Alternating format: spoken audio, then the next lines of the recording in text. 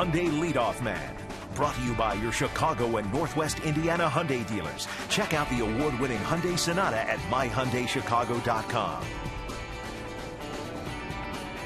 Oh, that great statue of Ernie Banks. We saw Ronnie's statue as we started the show today, and Ernie will be up here in the booth during the seventh inning stretch. Well, Ryan Dempster would like to go deep into this game. The Cubs bullpen has been pretty busy the last 2 days. Let's hear from Dale Swaim on what he expects from the Cubs starter and a scouting report on Milwaukee starter Yovani Gallardo. Well, I mean, it's always important, the way the bullpen is, today you need, 6 innings would be nice. Obviously, a complete game would be the ultimate, Hopefully his track record against the Brewers continues today, minus Ryan Braun. He's not in the lineup today. And so hopefully we can, get some points on the board early and, do some things and add on and, get him through the game. Get him to the seventh inning. It would be nice for the bullpen right now. Well, I mean, he's a guy that, hopefully he doesn't have his command down in the strike zone. When he has his command down in the strike zone, he can be really, really tough. And throwing his slider, cutter, and his curveball, both working at the same time, he can be really tough. But he's still a fastball pitcher that when his fastball's got this life and he's down in the zone, he's very difficult. When he struggles is when he can't get strike one and he gets the ball up in the strike zone. So, hopefully we can be patient and get the ball out over the plate because he's not a guy that's going to, pitch inside a lot. He doesn't do any of that much. So, you can take advantage of some things. He's not real quick to home plate. You can try and take advantage if you get the right matchups out there on the bases too. And speaking of Gallardo, he won 17 games last year, but he gave up 4 home runs to the Cardinals in his opening day start last week. As we go to break, let's take a look at the Cubs minor league report. We focus in on AAA Iowa. Randy Wells got a no decision against Albuquerque. Adrian Cardenas, an interesting middle infielder.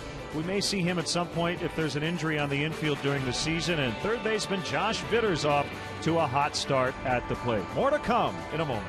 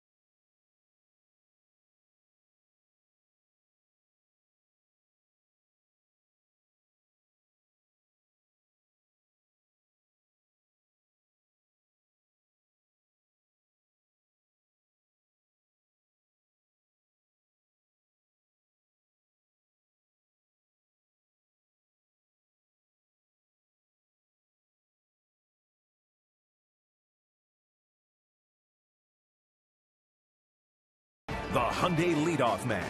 Brought to you by your Chicago and Northwest Indiana Hyundai dealers. Check out the award-winning Hyundai Sonata at myhyundaichicago.com. Let's go first to third as we look around the major leagues. Vin Scully missed the Dodger home opener for only the second time in the last 63 years. Guess he's got a bad cold. Hopefully Vinny will be back in the booth very soon. The Arizona Diamondbacks, the only unbeaten team in the National League. They're 4-0, while Detroit is 4-0 in the American League. And yeah, the Ohio Lottery winners, Brandon Phillips of the Reds and catcher Carlos Santana of the Cleveland Indians, both get long-term extensions. It's the Brewers and Cubs on a sunny day from Wrigley Field. Next.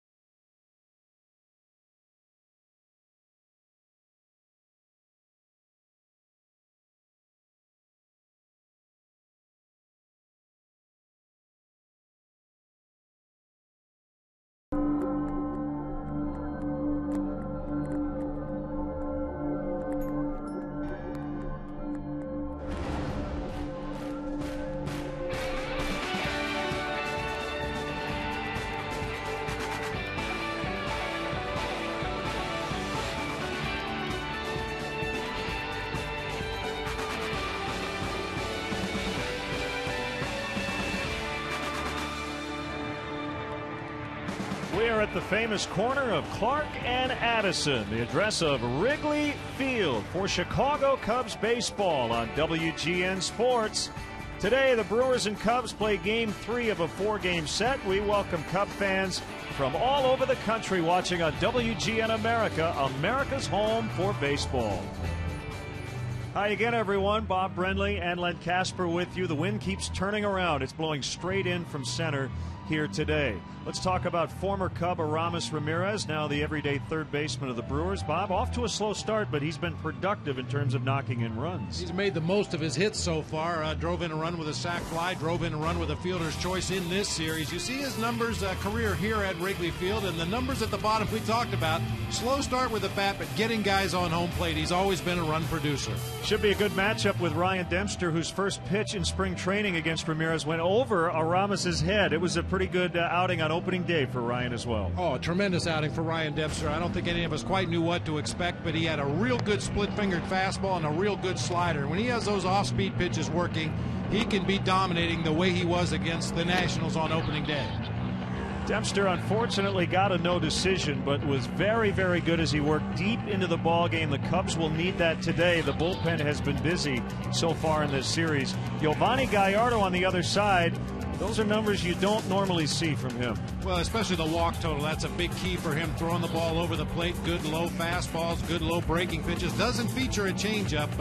Got to make him get the ball up in his zone. Yeah, he gave up 4 home runs in that game against the Cardinals. Let's go down to the field for our national anthem.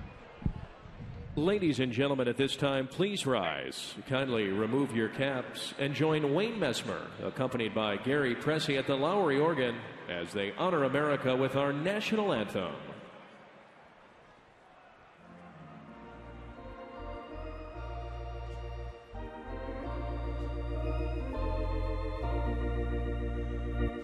Oh, say, can you see by the dawn's early light what so proudly we hailed at the twilight's last gleaming, whose broad stripes and bright stars through the perilous fight o'er the ramparts we watched were so gallantly streaming, and the rockets' red glare, the bombs bursting in air, gave proof through the night that our flag was still there. Oh, say does that star-spangled banner yet wave o'er the land of the free and the home of the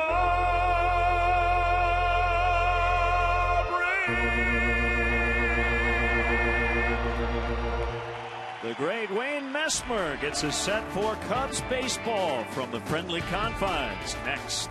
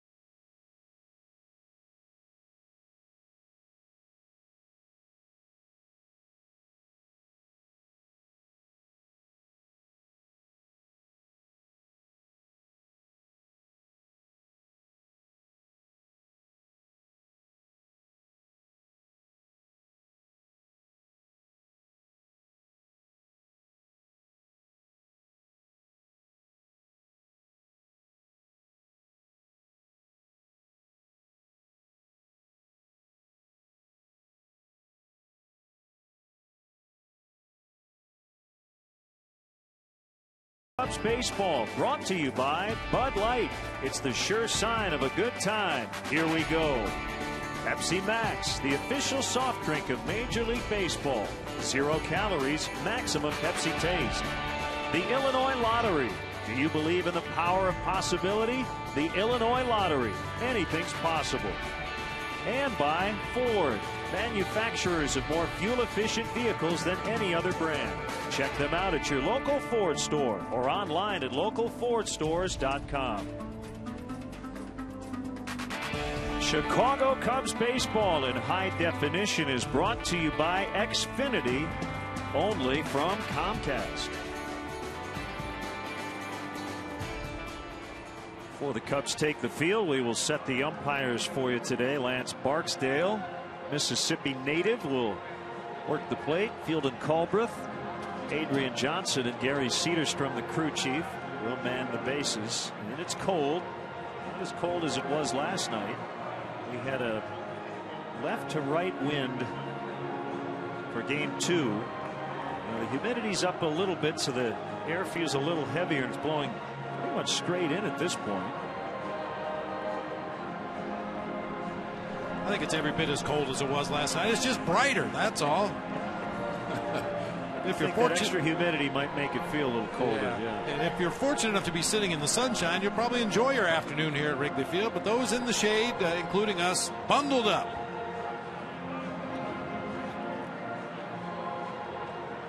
Well, we'd love to hear from you today and every day. Keep in touch. Len and Bob at Tribune.com. And you can also join us on our Facebook and Twitter pages as well.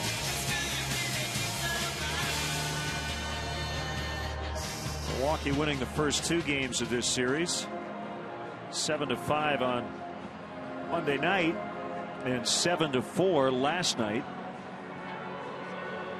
Cubs winning on Sunday, salvaging the finale against the Washington Nationals.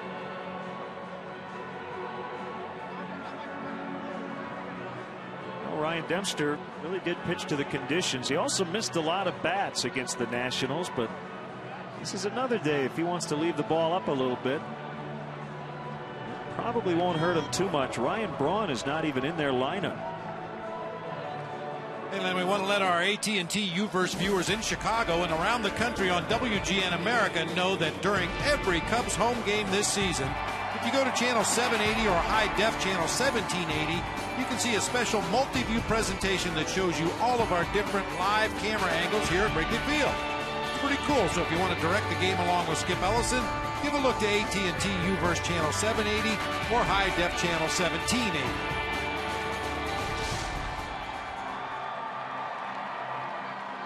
Now the Milwaukee Brewers starting lineup, written out by Ron Renicky. Norichika Aoki makes his first major league start in left. Ryan Braun and Jonathan Lucroy with some minor chest/ribcage tightness, most likely due to the cold. So they're out of the lineup. You see what Morgan has done or not done against Ryan Dempster. So with Braun out, Ricky Weeks is going to hit third, and George Kataris will be back at the plate. And let's check out how the Cubs take the field defensively today behind Ryan Dempster. Brought to you by Pepsi Max, the official soft drink of Major League Baseball. 0 calories, maximum Pepsi taste. Soriano, Bird, and DeJesus once again across the outfield, left to right. It'll be Ian Stewart and Starlin Castro on the left side of the infield. Darwin Barney, Brian LaHare will man the right side. Giovanni Soto behind the plate today for the opening day starter, Ryan Dempster. That was the numbers opening day. The no decision against the Nationals. Just really, really good. You mentioned he was missing bats. That was something he had some trouble with last season. He could get to 2 strikes, but just couldn't seem to consistently put hitters away.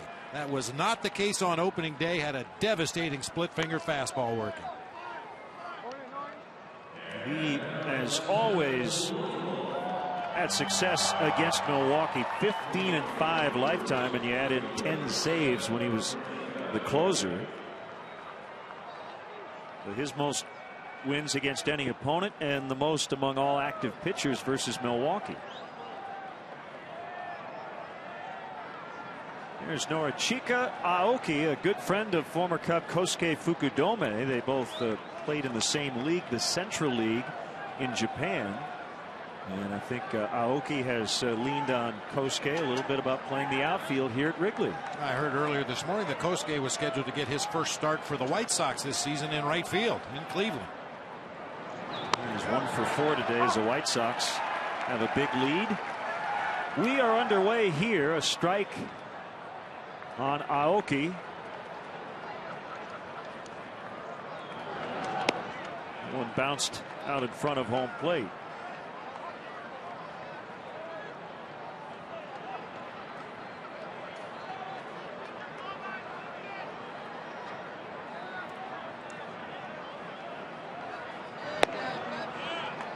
Pitch is low.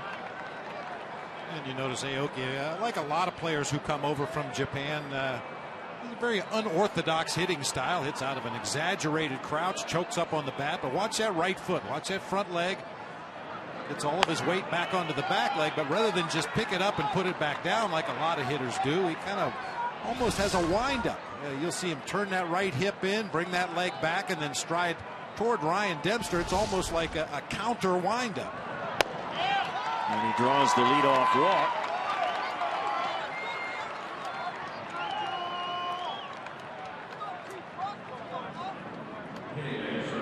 Going back to the first game of the season, Ryan Dempster gave up a leadoff single on the first pitch to Ian Desmond. He then walked Danny Espinosa before eventually escaping.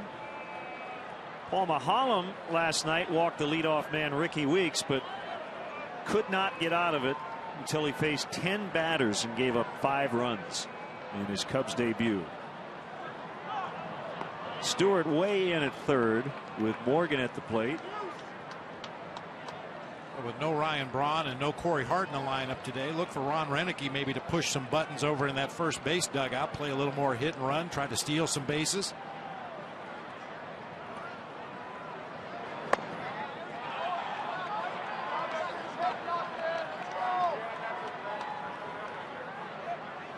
Second-year manager Ron Renicky. Tough to improve on last year's win total. Franchise record 96.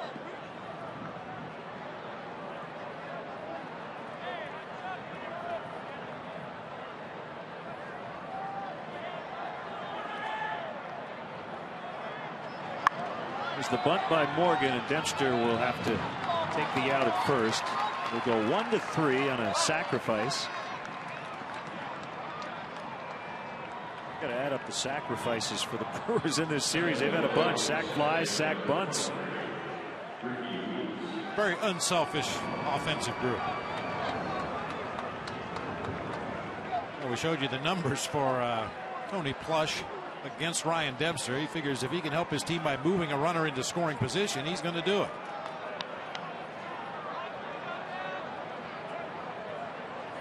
Count 6 sacrifices in the series for the visitors, 4 of which scored runs in game 1. 2 sac flies, 2 squeeze plays.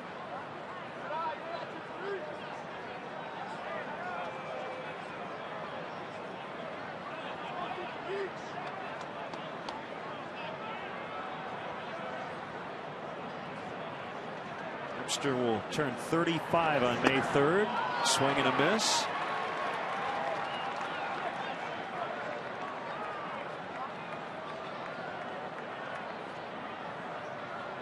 Great to see the military represented, enjoying the bleachers today.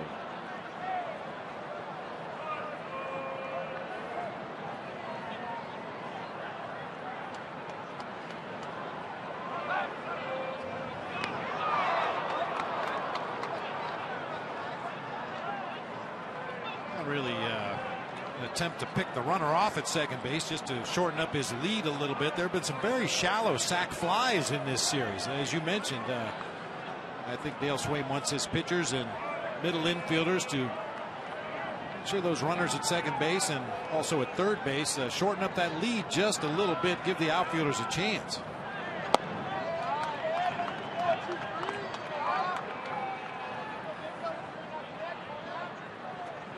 Best seat in the house. Oh, Dad's gloves for the afternoon.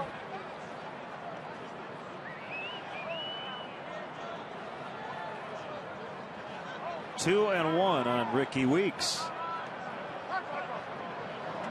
Time called just as Dempster was getting ready to throw. It was probably 2 or 3 years ago, Len, that the umpires were instructed not to allow timeout. That was late. Very late. Dempster had already started his move toward home plate. The idea being you didn't want a pitcher to injure himself out there on the mound with that late timeout call, but Looks like we're back to the time before a couple years ago. Knocked down by Castro, and he can't get anybody out. Even after the knockdown, it looked like he was still thinking about trying to get Aoki at third. And instead, they get no outs. Well, they won't be credited as 2 errors, but that's one right there. That's another one right there. I mean, Aoki was going to advance 90 feet. Weeks was probably going to reach first base, but in his haste to get to that ball quickly and try to get the lead runner, he just didn't get a good handle on it. And that'll bring up his former teammate, Aramis Ramirez, who has knocked in 3 in the series, even though he has just 1 hit. When was the last time you saw Aramis Ramirez take a first pitch fastball right down the middle of the plate? Been a while. I think that goes back to the first pitch of spring training that was right at his head from Ryan Dempster.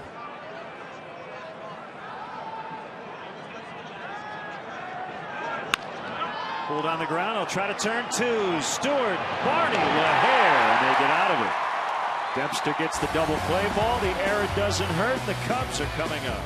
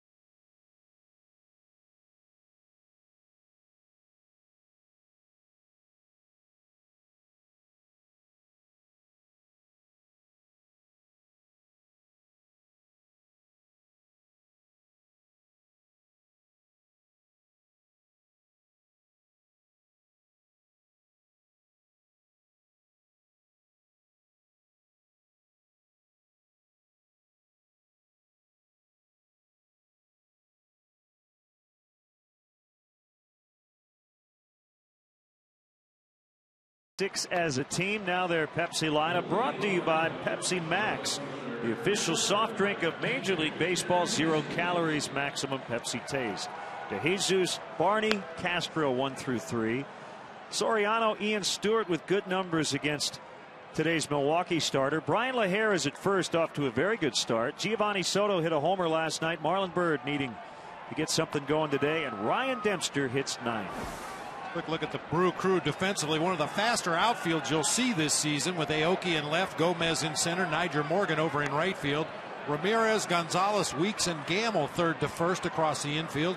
George Kataris, the left-handed hitter, doing the catching today. For a right-hander, Giovanni Gallardo. His numbers in his opening day loss to the Cardinals.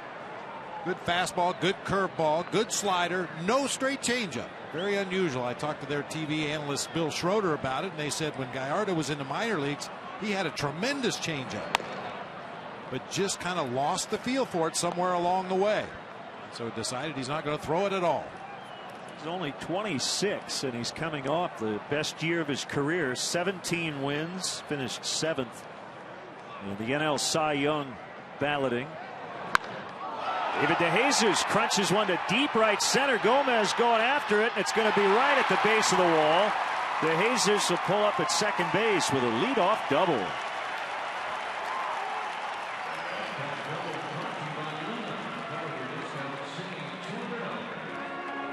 First extra base hit of the year for DeJesus. That ball was struck well. Really nice swing down and through the ball. Got a lot of backspin. I mentioned the speed of this Brewers outfield today. Had to hold your breath with Carlos Gomez chasing that one down in the gap, but even he can't catch up to it. Let's start offensively for the Cubs. It'll bring up Darwin Barney.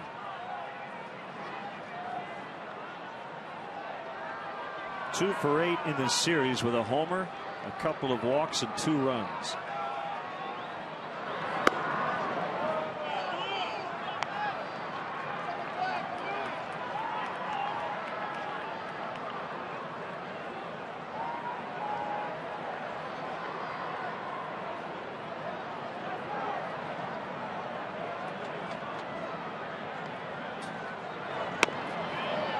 Was born in Michoacan, Mexico, but went to high school in Texas, went to Trimble Tech High. He actually played with and against Cubs left-hander James Russell when they were teenagers. Played on the same travel team and then for different high school teams. That one shot foul right side out of play.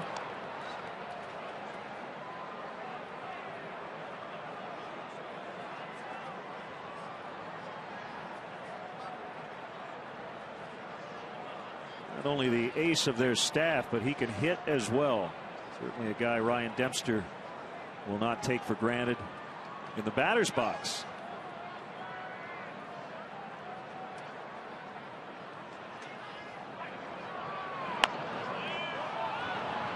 Kind of worked like a bunt. As Barney grounds out, DeJesus at third, 1 away. Yeah, definitely not what Darwin Barney intended to do, but the end result is a good one. David DeJesus on at third base with 1 out in the inning for the 3, 4, 5 hitters in the lineup.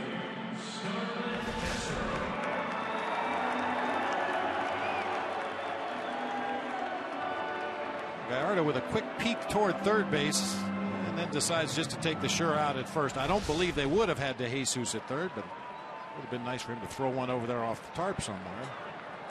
I guess the tarp's on the first base. I knew what you meant. Throw it over there. I don't care.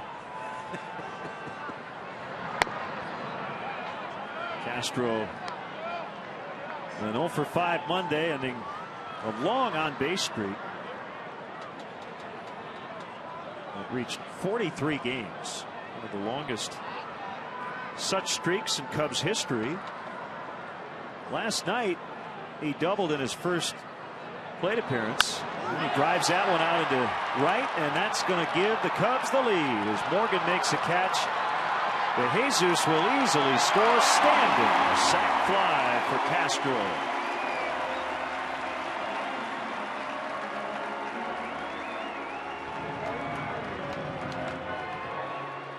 And hopefully we'll see a lot more of that from Starlin Castro this season. It's pretty tough to improve on the number of hits he had last year, but taking advantage of RBI opportunities is going to be big for Starlin this year, hitting in that 3 spot in the lineup.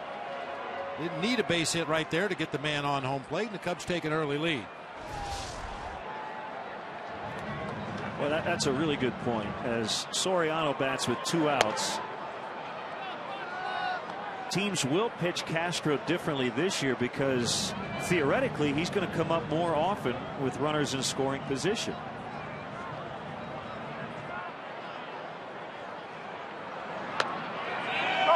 Gets back to that old saying, take what they give you. If they're not going to throw you something from the middle of the plate in, you can turn on and hit hard to your pull field. If they're going to stay away, you're going to have to take your sacrifice flies and ground balls to the right side to move runners.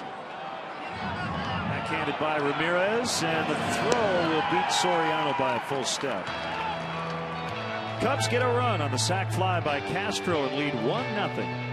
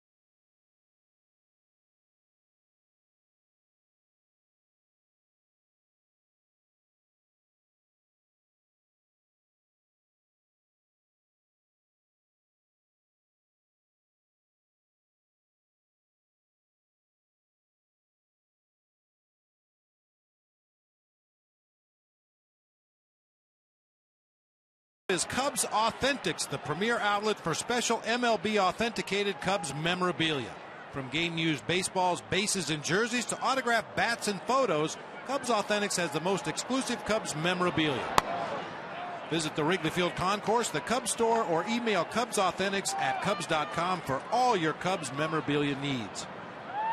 Table setter doubled to start the inning, and then later driven home by number 3 man Starlin Castro. So Cubs lead 1-0, 2-0. Matt Gamble.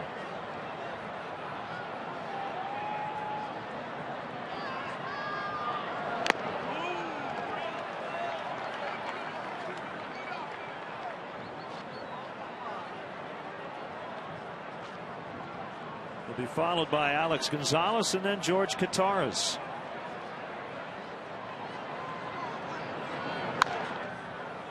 Wide of first, foul.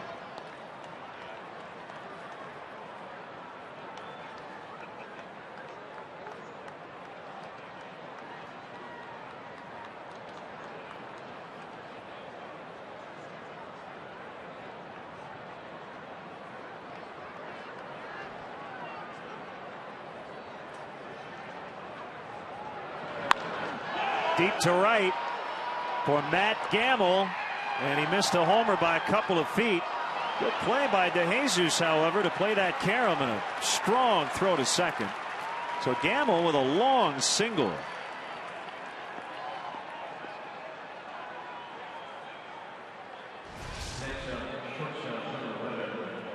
Line drive straight away right field, just in front of the new Budweiser patio out there. Bangs off the middle of the wall. DeJesus briefly lost the handle right there, but Gamble had already slammed on the brakes at first, content to stay there with a single.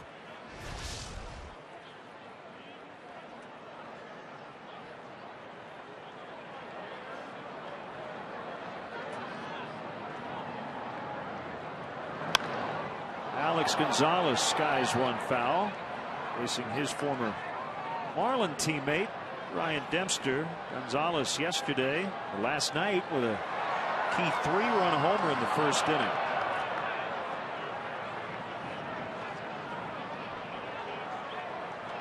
Gonzalez 4 for 8 since starting the year, 0 for 9.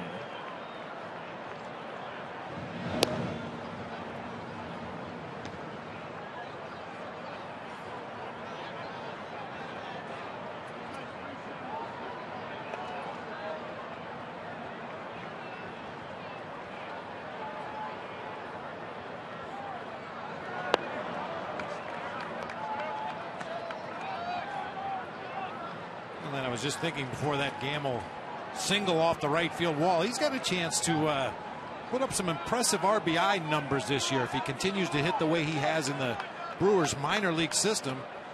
Hitting behind Ricky Weeks and Ryan Braun. Aramis Ramirez figures to have a lot of traffic on the bases when he comes up. Some good power numbers at AAA Nashville last year, 28 home runs. And we know Miller Park is a tremendous hitter's ballpark. You know, normally there would be a lot of pressure on a guy like Matt Gamble having to replace Prince Fielder, but he really came into a perfect situation in that the Brewers brought everybody else back.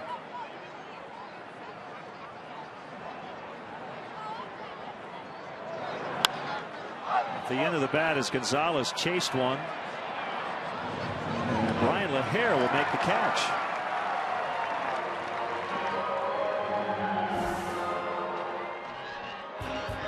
Time now to look at today's Illinois Lottery's Anything Possible player. Ryan Dempster, after his Tommy John surgery as a Chicago Cub, really has been a changed pitcher. I have to think the arm issues before that led to some bad numbers, but also maturity. Learning from some veteran players he was around. The Anything's Possible player brought to you by the Illinois Lottery, who each day make anything possible.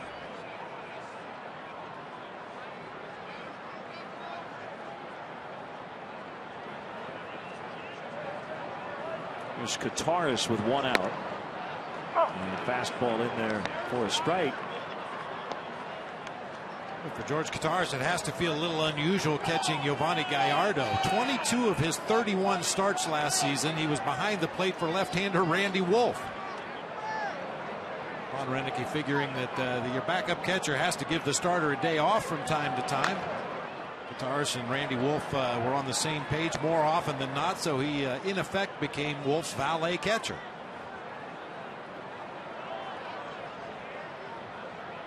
You know, talking about Fielder and for the Cardinals, Albert Pujols. One thing we are going to get into as the season goes on is some of the new sabermetrics and the stats that are used more often now than ever before. And I think one of them is wins above replacement. It's essentially, you know, how many wins one guy might be to his team versus a replacement level player, which we talked about in spring training. And I think when you look at some of these numbers, Bob, you realize that one individual player may not be as significant to a team as people think. Now, for instance, last year, Prince Fielder, according to Baseball Reference's WAR, or wins above replacement graphic, was worth 5.2 wins above replacement. Now, if you hear Prince Fielder's worth about 5 extra wins, doesn't sound like a lot, does it? There's a base hit. I mean, you add it up and it is significant. He's one of the better offensive players in all of baseball. But when you hear people flippantly say, well, they lost Fielder, so they're going to lose 20 more games. Well, that's not necessarily the case. And we see in St. Louis, the Cardinals have, at least early on, used that team concept in terms of offense. And so far, they've made up for the loss of Albert Pujols. In some instances, you lose a superstar caliber player like Fielder or Pujols, and you become a different team. You become a different offense. Guys take on different roles within the offense, and it's not always for the worse. Sometimes it makes you a better team because you're not so reliant on that one guy to come up and hit a 3-run homer late in the ballgame. You've got to find ways to score every time you get runners on base. I'd still rather have Prince and Albert in my lineup, but no question. I take your point.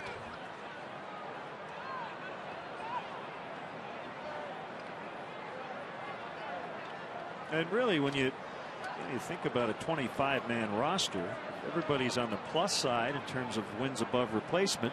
It's going to add up to a lot of victories. And a balk. You know, Dempster stopped with his leg kick, but I think it was after he heard balk. So something happened before that.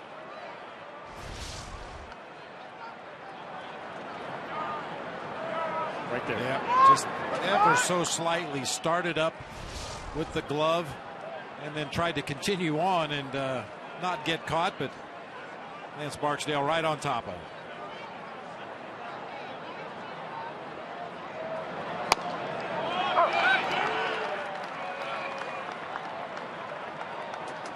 Part of that rhythm we talk about with the pitcher. Ryan Dempster gets his sign from Giovanni Soto, comes into his set position and gets the appropriate grip on the baseball, and there's a certain timing to that, and apparently just didn't have the right grip, but started up with the glove anyway.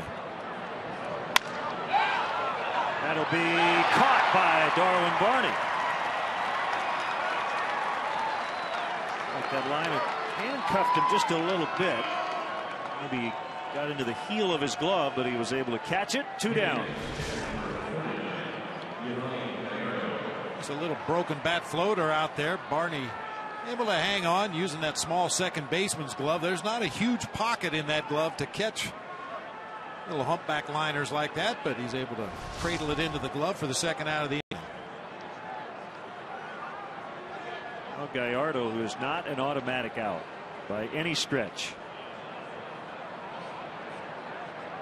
A Silver Slugger 2 years ago when he hit .254 with 4 home runs. He has a Brewers franchise record, 9 homers as a pitcher in his career.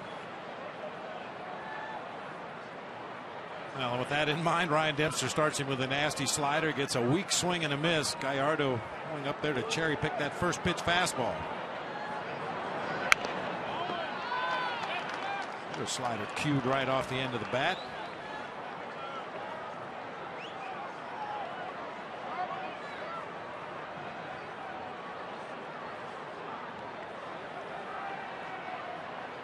on, dude.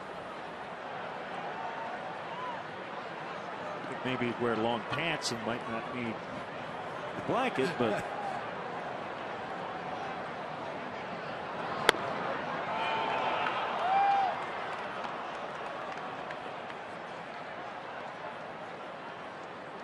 With 2 runners in scoring position, 2 outs in the inning, Dempster's going to make Gallardo work for it. Steady diet of breaking pitches just off the outside corner. He's run the count to 1-2.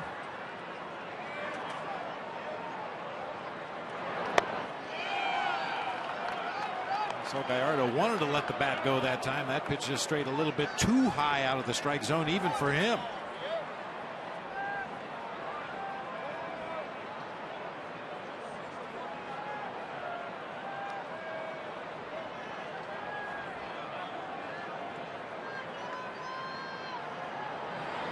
Swing and a miss.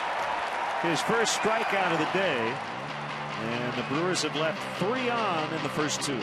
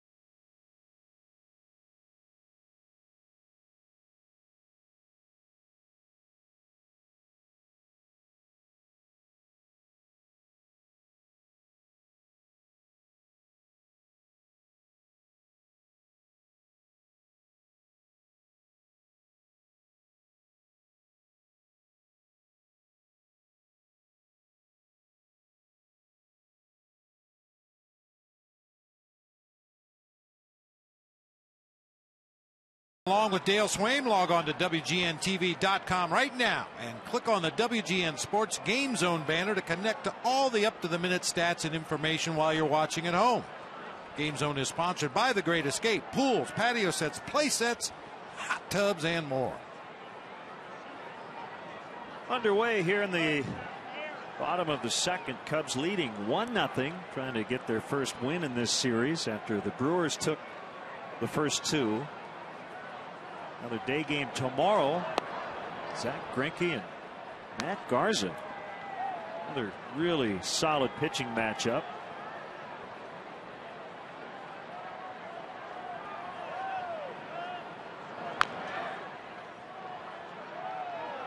And a 1-1 on Stewart. Happy birthday wishes today go out to Dimitri Tianis. Happy 17th. Also to our fine graphics operator Mark Stencil, who's a little older than 17. He's got shoes 17 years old.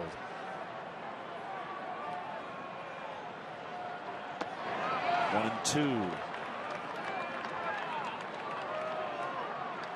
Dimitri, that's from your dad, Jim. And there's Mark Stencil's scalp.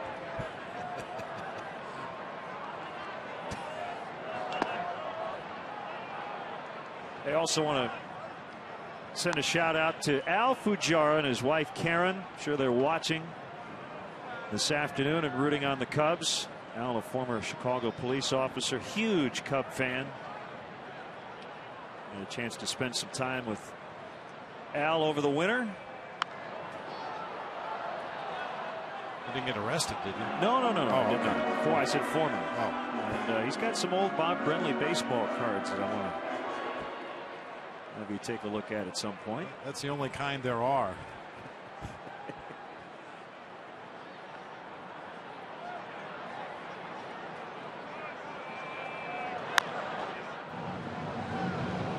We had a long one last night, 3 hours 19 minutes. But I think you and I both got home before the rest of our WGN Sports crew were working the Bulls game. They tipped at 8:45 at the UC last night. And Stewart swings and misses. Strikeout for Gallardo. One of the things an organization will tell a young minor league player is go down to the minors and show us some consistency. Well, you can't get much more consistent than this. 13 starts at each one of these levels. 2 of them in 06. Brevard County was A-ball, Huntsville AA, and then in 07, Nashville AAA. The strikeout and walk totals are nearly identical. And all those numbers across the board almost identical. So if you want me to be consistent to get to the big leagues, here. And the only time he's been back to the minors since then was on a rehab assignment. 18 games over 500 in the majors with a 3.68 earned run average. 1-0 on the way to Brian LaHare is a strike, 1-1.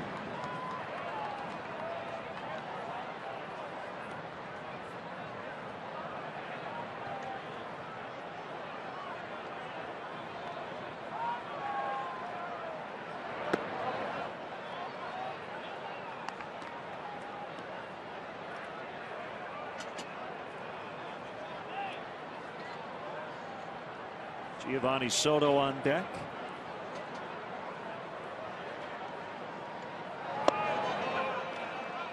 And now a 3-1 count on LaHare. Good to see Brian being patient this at bat. I think in spring training he got a little overly aggressive. That was one of the things that was impressive about Brian LaHare at the end of the season last year was his eye for the strike zone. But it seemed like in the Cactus League he was really trying to force the issue and takes a ball 4 right here. Good to see.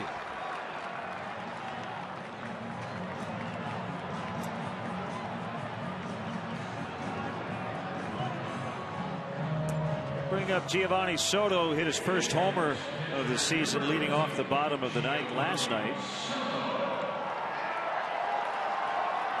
You see the Cubs all-time home run list among catchers.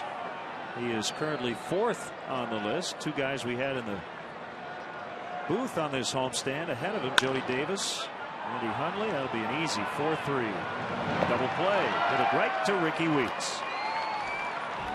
1-0 Cubs after 2.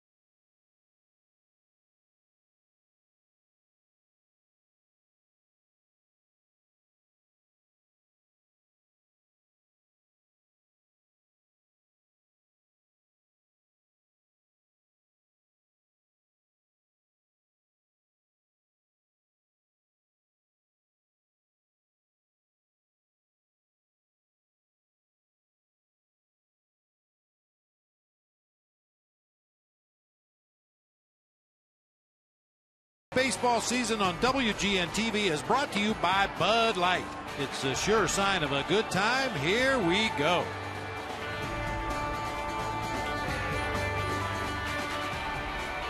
Second start of the year for Ryan Dempster. He was brilliant on opening day. He outpitched Steven Strasburg. Deep into the 8th inning. Struck out 10. First Cub since Lon Warneke in 1934 to hit double digits on opening day. And in fact, the run he allowed scored after he was taken out.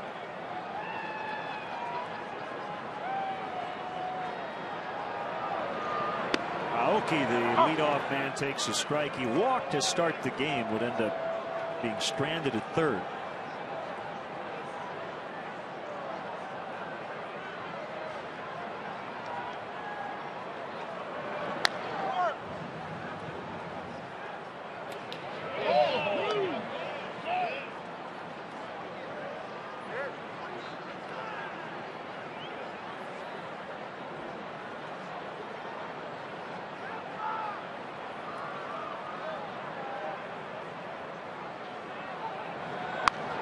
How about this one for you, partner?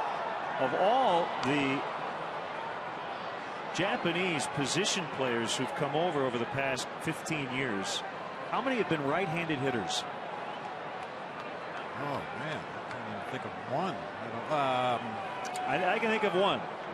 Chiyoshi Shinjo. Now, I know that he's not the only one, but when you think of all these guys who've been left-handed hitters. Aoki, Fukudome, Matsui, Hideki Matsui, Kaz Matsui, switch hitter.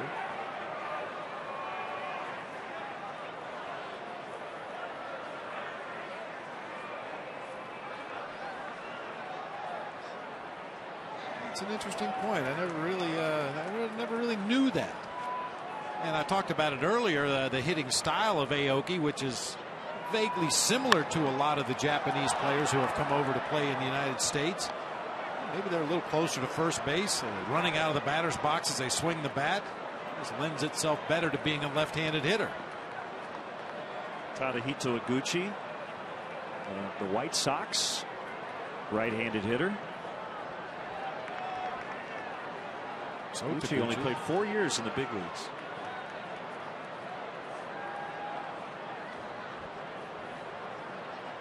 Ichiro would be the one left-handed hitter that certainly stands out. He'll be a Hall of Famer. And with this hitting style, once he gets to 2 strikes, you get the feeling Aoki can foul off every pitch that's thrown his direction. He just bailing and wailing right now, just flipping at the ball into foul territory, third base side, topping it at home plate, just trying to stay alive. And like a lot of guys at the top of the order that don't possess great power, it would seem the approach would be fastballs up and out over the plate. Let him see how far he can hit it in the air.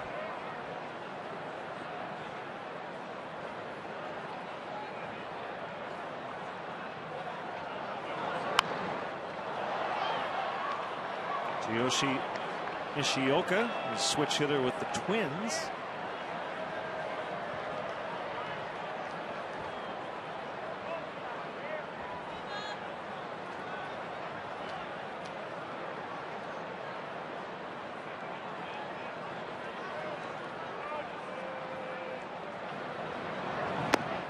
Two and two now.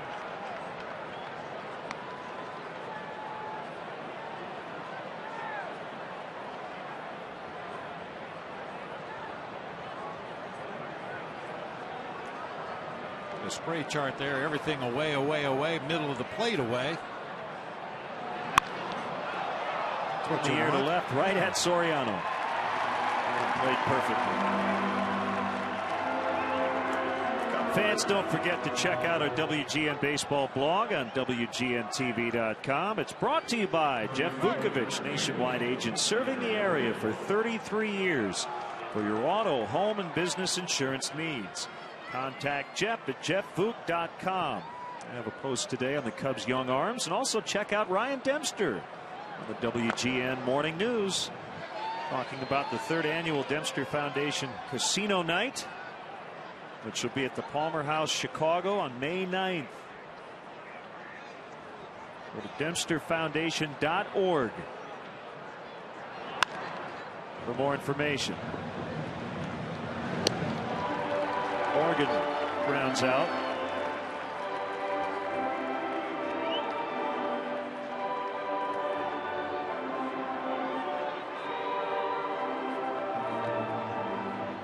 Now Ricky Weeks reached on an error in the first inning, batting third today with Ryan Braun getting the day off.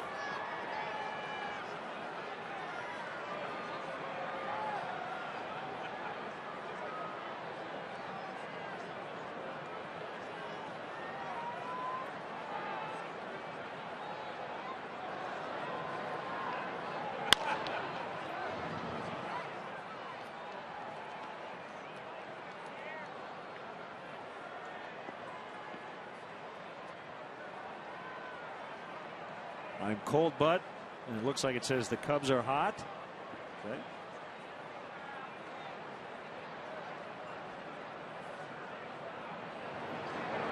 Inside to Weeks.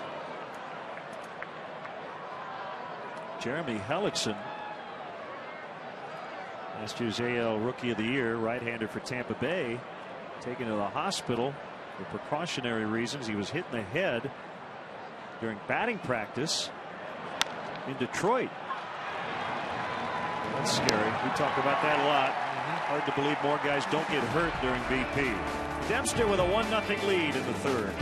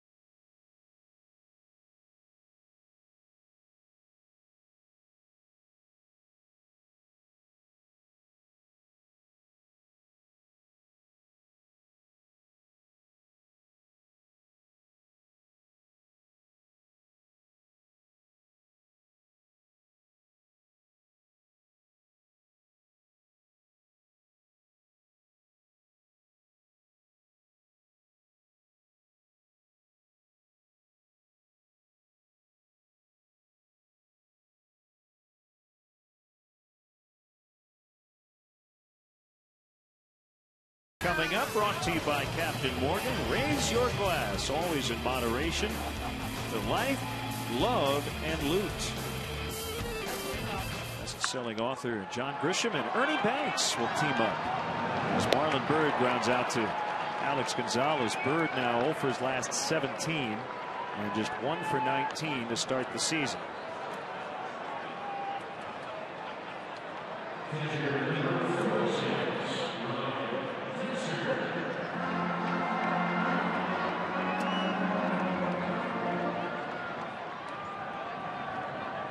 Here's the pitcher, Dempster.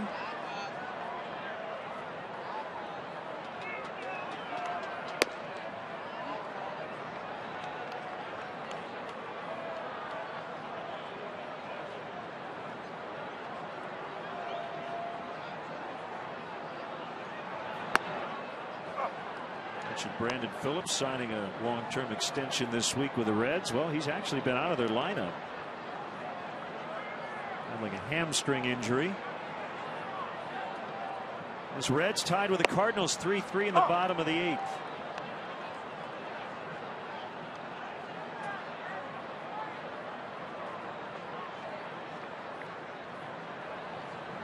Lance Berkman not in the Cardinal lineup today. With a calf.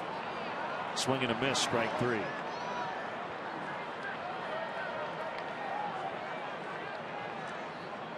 Let's step aside and see what's coming up on WGN.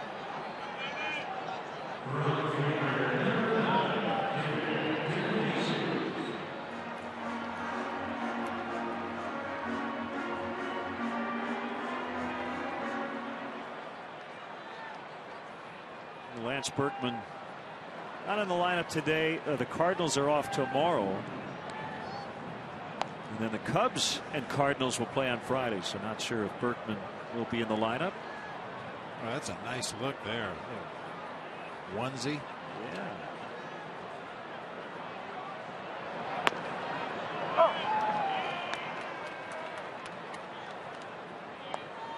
We will have that game for you right here on WGN Friday afternoon from St. Louis.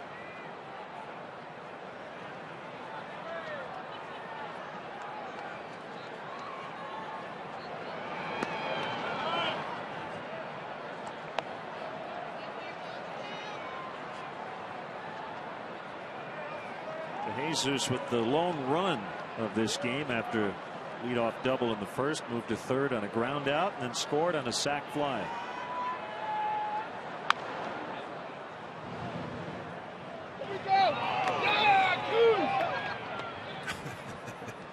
Save the platoon. Marcus Hanel, longtime bullpen catcher for the Brewers. Cover that grenade.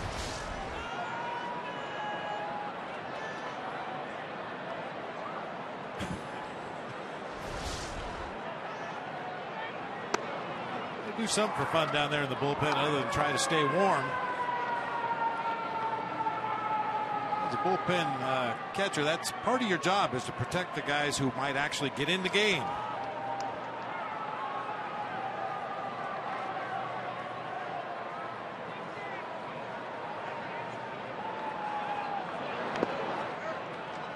He's run at full 3-2.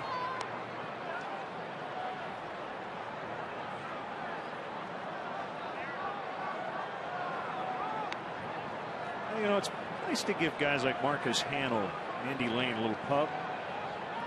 They do such hard work. They probably work as hard, if not harder, than anybody on the staff catching bullpens.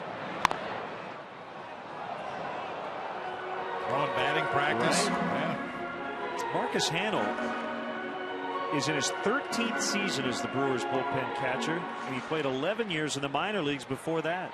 And there's Andy Lane over on the Cubs side.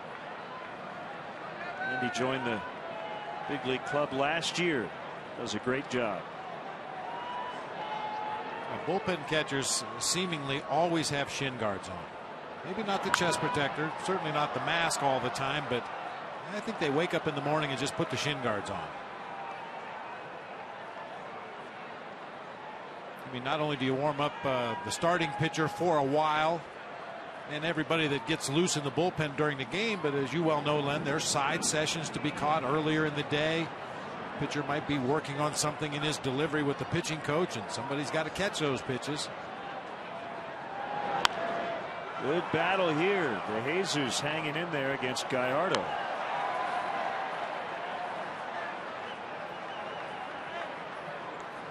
This is just what the doctor ordered here after the quick one pitch at bat by Marlon Byrd, and then Ryan Dempster retired quickly. David De Jesus needed to see some pitches, forced the Brewers to stand out there a little bit longer, forced Gallardo to throw a few more pitches, and he's accomplished that.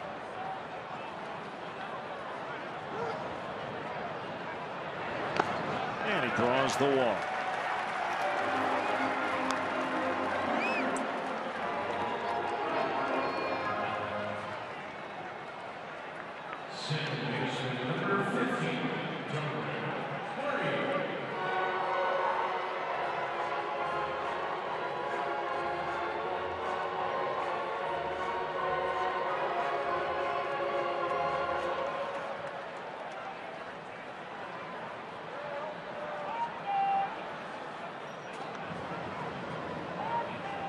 Mentioned this the other day. For whatever reason, when Barney has come up, and in this case with 2 outs, Aramis Ramirez ends up at least even with a bag at third, if not closer to home plate. And I really just don't get it. I mean, we know Darwin Barney, and certainly Aramis Ramirez should know Darwin Barney, being a teammate of his last year, but Darwin doesn't bunt for a base hit. I can't recall one time him trying to bunt his way on base, especially with 2 outs in the inning. I mean, it's good for Darwin. We'd like to draw all the infielders in at the edge of the grass. Powers one out to deep right center, but Gomez battling the sun, and that was just self-defense. Held the glove up right in front of his face and made the catch on a well-struck fly ball.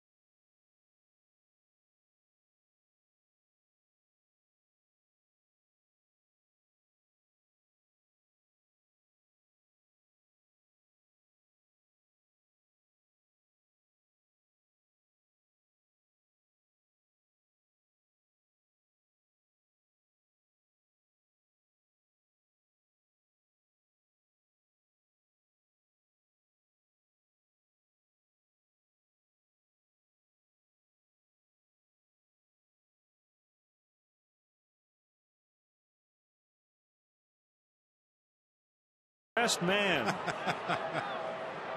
There has to be a burro parked somewhere in a gold mine in the vicinity. Cubs have Ramirez positioned perfectly on defense as Aramis hit the ground ball right up the middle to Darwin Barney. Hey, this Father's Day, the 3rd annual Wrigley Field Fantasy Camp allows you to live the dream of being a Chicago Cub at the friendly confines. On June 17th, you and a guest will watch the Cubs take on the Red Sox from a luxury suite. And then on June 18th, spend the afternoon playing baseball with Cubs legends and lead your team to the championship game under the lights. Sign up today at Cubs.com or call 773-388-8270. Gamble with a single his first time up.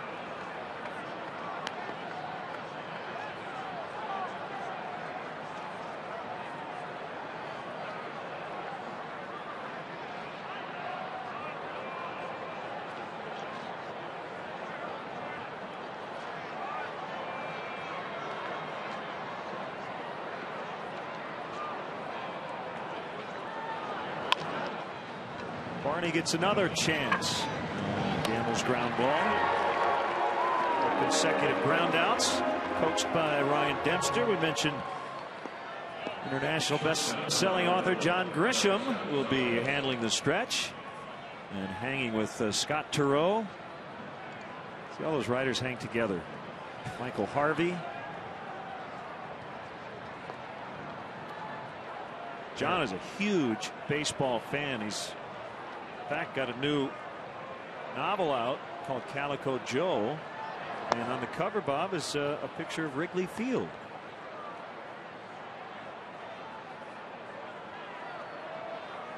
I'd say his career change has worked out well for him. Yeah. He was a lawyer, then he wrote a book, and then he went, well, I think I like writing a little bit. That's right. It was pretty cool.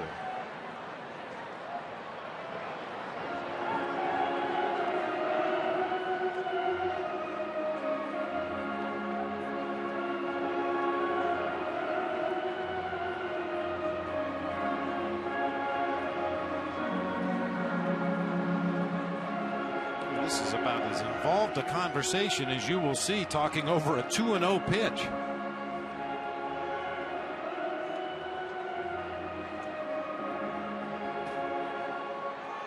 Sometimes as a pitcher, you have a better feel for some of your arsenal than other pitches in your arsenal. And, you know, the catcher is used to calling a game for you based on what he saw last time out. And some days a pitcher just doesn't feel the same as he did last time out.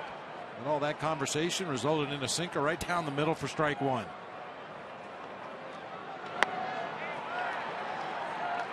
Now 2-2.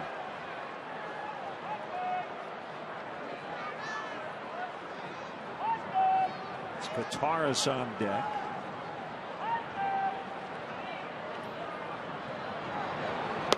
And good meeting. Good meeting. They go down in order for the second consecutive inning. Still 1-0 Cubs.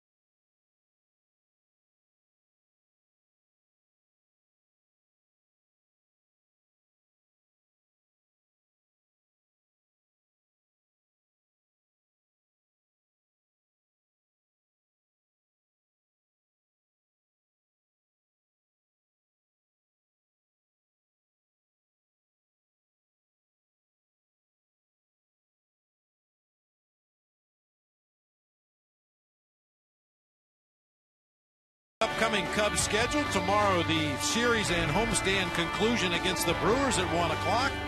Friday, the home opener for the Cardinals at 2 o'clock right here on WGN. And then Saturday, a national TV game at noon against the Cardinals. Ford manufactures of more fuel-efficient vehicles than any other brand. Check them out at your local Ford stores or online at localfordstores.com. Starlin Castro responsible for the only run of the game to this point with a sacrifice fly in the first inning.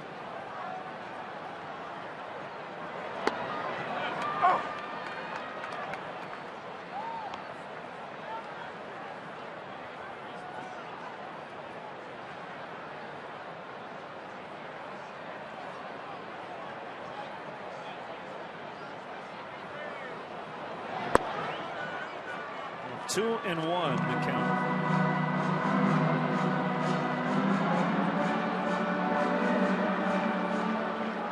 White Sox over 500 after a 10-6 win at Cleveland today. A 4 right off the bat in the first inning off Justin Masterson. At 9,072 at the ballpark in Cleveland. Astros out.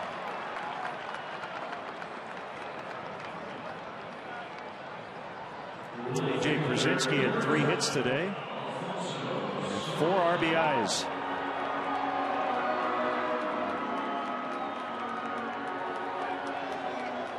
Toronto beat the Red Sox 3-1.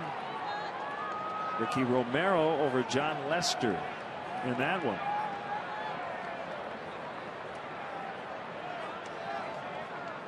The Red Sox are 1-5. This will be Ricky Weeks on the other side. A second once again. Low throw. No problem for Gamble. Tickets are available now for the 2012 Cubs season, including the next homestand against rivals the Reds and the Cardinals, April 20th through the 25th. To purchase tickets, visit Cubs.com, call 1-800-THE-CUBS, or visit the Wrigley Field box office.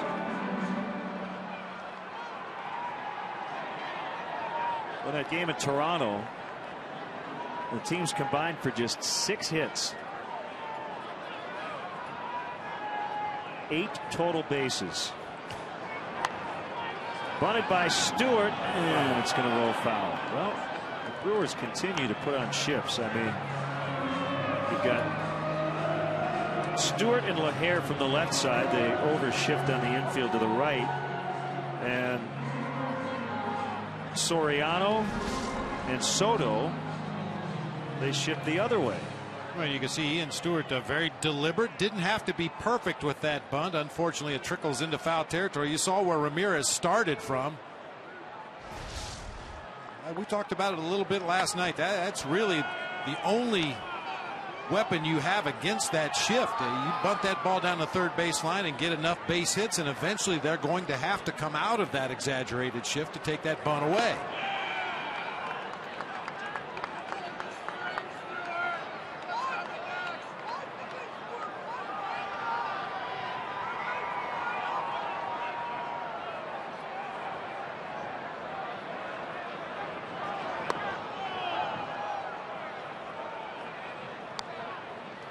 Two balls, 2 strikes. There's LaHair on deck.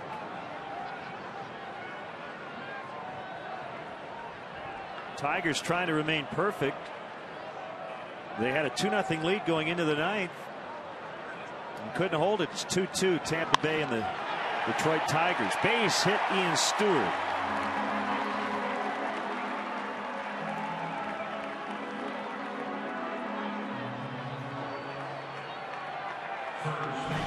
Well, that's another weapon you can use to beat a shift. Just hit it over the shift. Line drive that time, back up the middle of the field. We talked about it in the opening series against the Nationals. Ian Stewart didn't get off to a great start in the Cactus League this year, kind of acclimating himself to a new team, new surroundings in spring training, and he just didn't look comfortable at the plate. But as camp went on, with each passing day, he looked more and more comfortable. The bat looked a little quicker, started to catch up to some fastballs, and we'll square him up a little bit here in the regular season.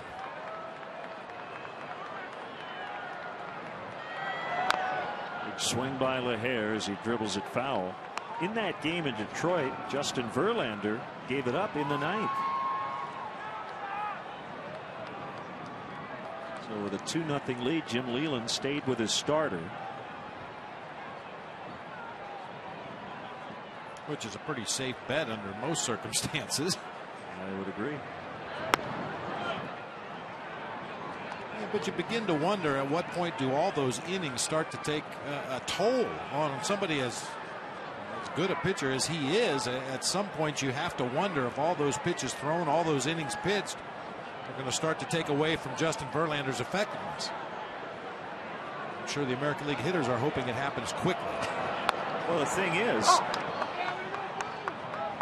he went 8 1/3, gave up 2 runs, so pretty good start, even though he had a shot at a win and can't get it now.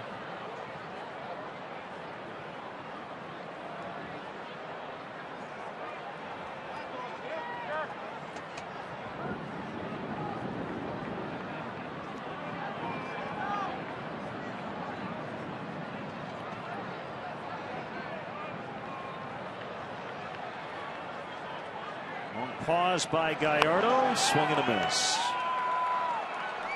3 strikeouts for Gallardo. Seems to be getting better as the day has gone on.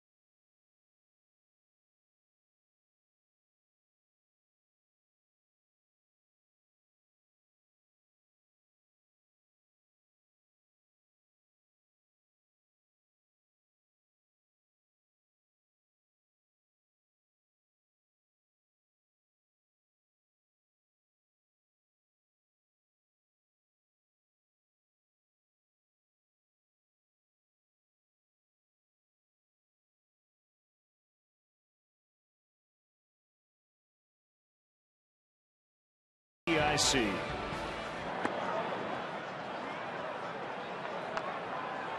Bottom 3 in the Brewers order, starting with George Kataris, who has a home run.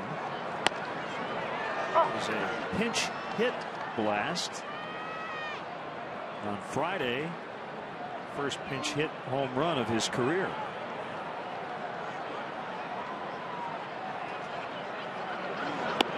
Backup catchers don't get to pinch hit very often. For obvious reasons, you don't want to short yourself just in case the game happens to get tied up or go extra innings and something happened to your other catcher. So take full advantage of that opportunity coming off the bench. Steve Clevenger may get a few more chances than most backup catchers to pinch hit. Blake DeWitt's the #1 option from the left side off the bench. And Clevenger is a guy you would like to use. He can hit. Well, he hits the fastball. That's what his skipper Dale Swaim said, that and that's the kind of guys you're probably going to see late in a ball game, and it's a little safer to do late in a ball game, pinch hit with your backup catcher. So not out of the question that Steve Clevenger is going to get some opportunities late in games against some pretty good setup and closers. Swing and a miss. For strike 3.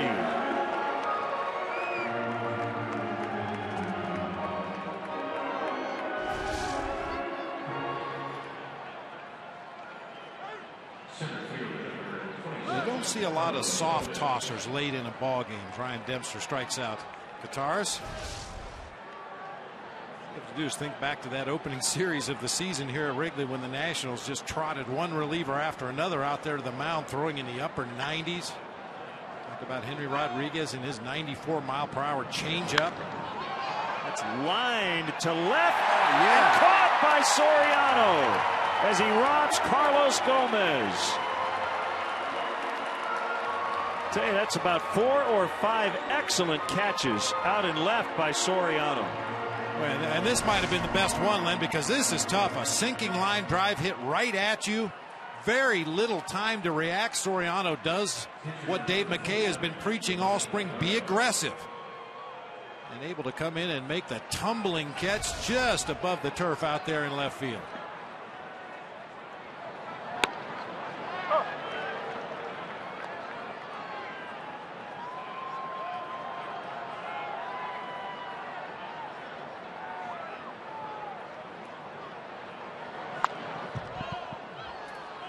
It's been a team effort, and Dave McKay, the Cubs' new outfield instructor, has given Alfonso special attention on the defensive side.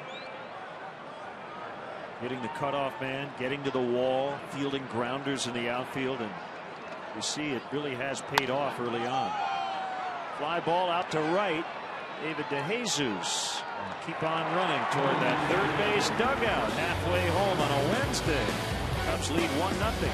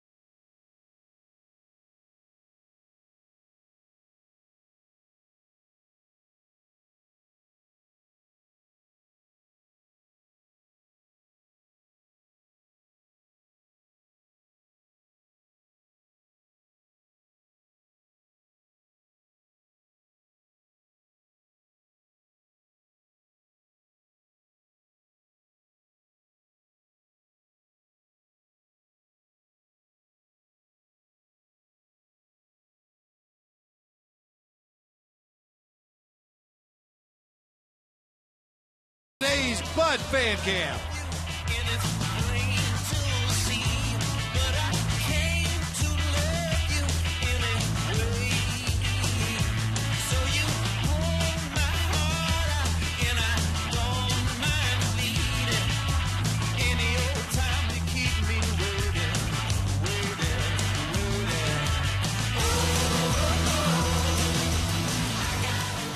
Unmistakable sound of the Black Keys with Lonely Boys. That's our Bud Fan Cam, brought to you by Budweiser. Great times are waiting. Grab some Buds. 7-8-9 for the Cubs as they try to add to their 1-0 lead. And a 1-1 count on catcher Giovanni Soto. Hit into a 4-3 double play his first time up.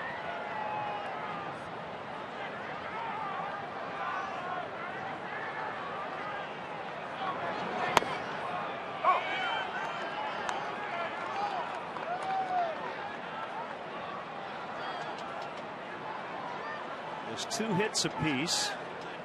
Only run came in the bottom of the first.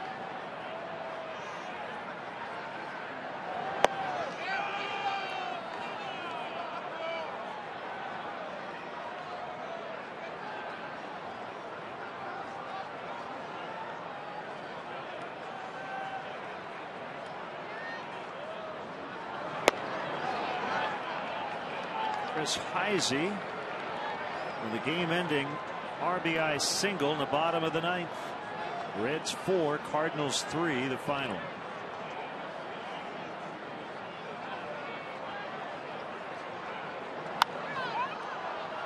So Cincinnati avoids a sweep and improves to 3-3.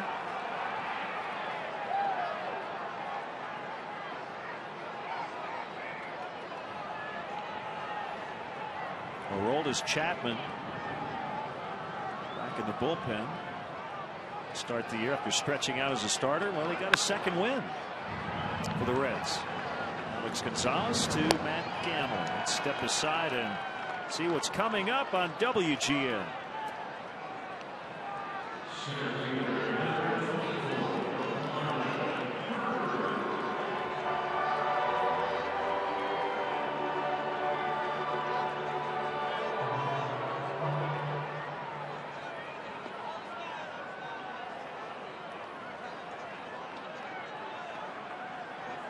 Marlon Byrd with 1 out, nobody on.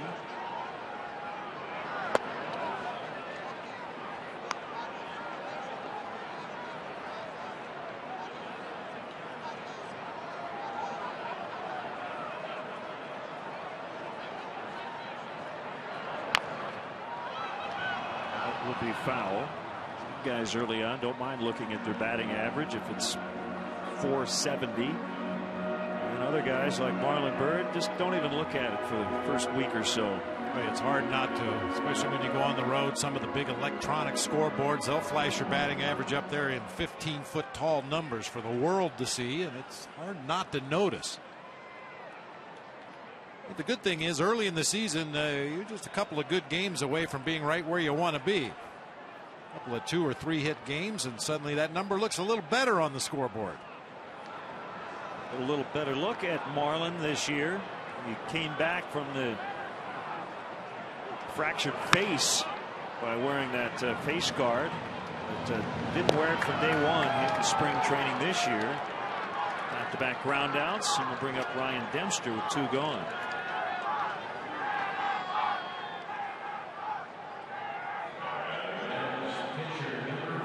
Can you have any more buzzard luck than David Wright and the New York Mets? Off to a good start, won 4 of their first 5 games. David Wright with a broken right pinky finger, diving back into the bag at first. He hasn't officially been placed on the disabled list yet, but just another in a string of injuries the last couple of years for the Mets. Wright was out for some time last year. Jose Reyes, Santana, Daniel Murphy all missed time last year with injuries. Ike Davis. Yeah. They're going to probably wait until Friday to decide whether or not Wright will go to the DL. One of the possible alternatives at third base, should he go on the DL, is former Cub Ronnie Cedeno getting some playing time over there. Although Daniel Murphy figures to be the guy to get most of the playing time if David Wright is out any extended time.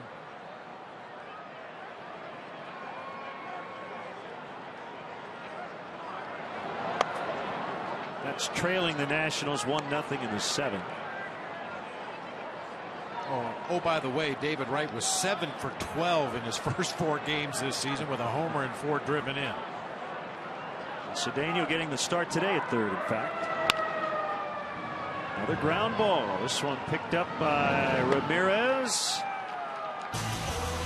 Just a lonely boy. 1-0.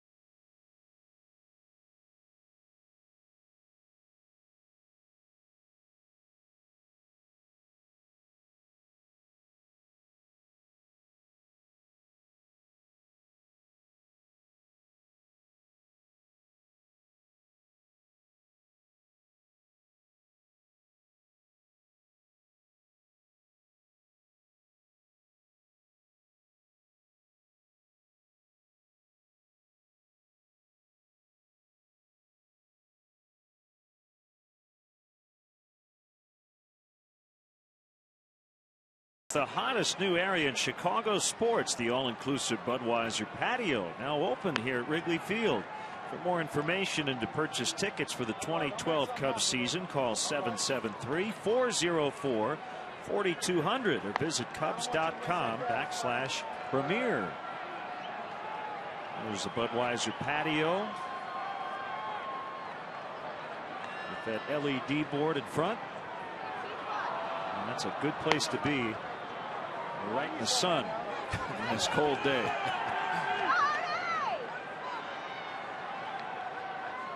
One nothing. The Cubs have the lead as we get into the 6th.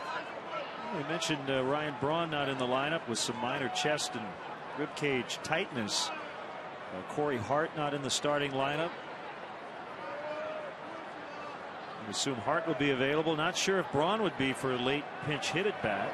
They do have potentially some firepower late in the game at Ron Renick's disposal. It's one of those things about occasionally having your starters on the bench. I mean, this is definitely a team sport, and you never know when you have good players like Ryan Braun, Corey Hart available off the bench, good bats to bring up there in an RBI situation. As an opposing manager, it's always in the back of your mind, but you're never quite sure when you're going to see them.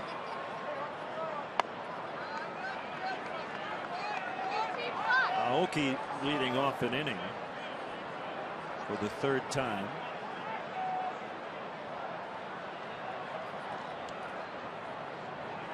He stands pretty close to the plate. And it's 3-1.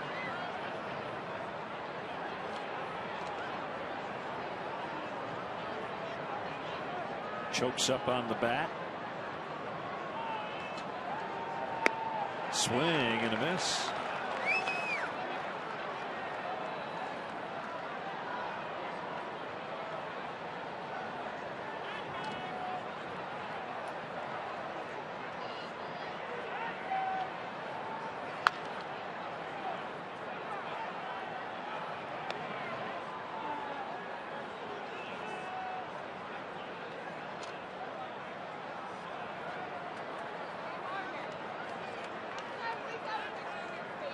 Niger Morgan on deck.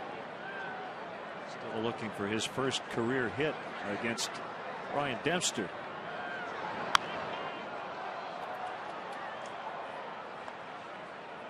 You watch the Cubs outfield shift on Aoki. When the count gets to 2 strikes, Soriano goes even a few more steps closer to the third base line and a couple steps more shallow. Marlon Byrd moves over into the gap in left center, and David DeJesus gives him the right field line. He's just looking to slash that ball to the opposite field. He lines into right to start the inning.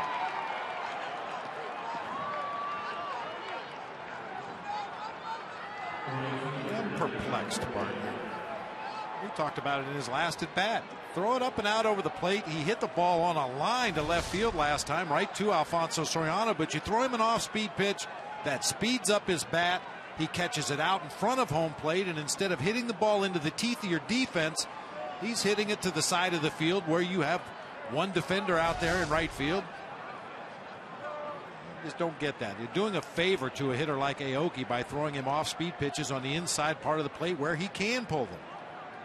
See what Morgan does here. He laid down a sac bunt in the first inning in this situation.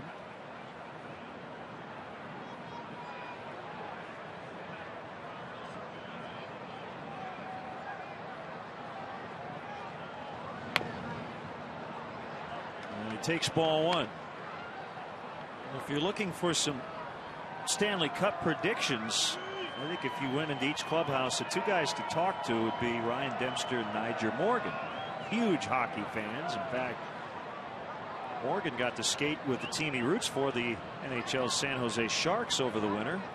Been an often told story. He played junior hockey in Canada for 4 years before going to Walla Walla Community College in Washington to play baseball.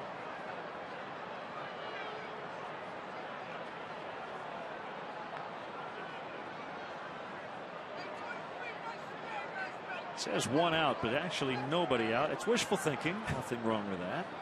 Anticipation. Yeah.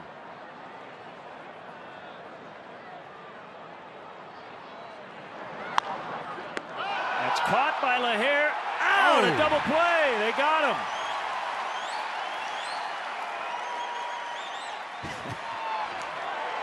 So there's still not 1 out. There are 2.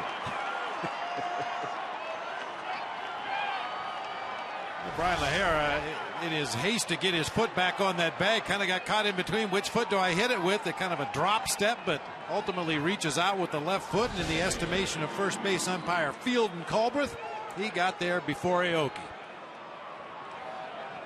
All of a sudden, 2 outs. Nobody on. Here's Ricky Weeks.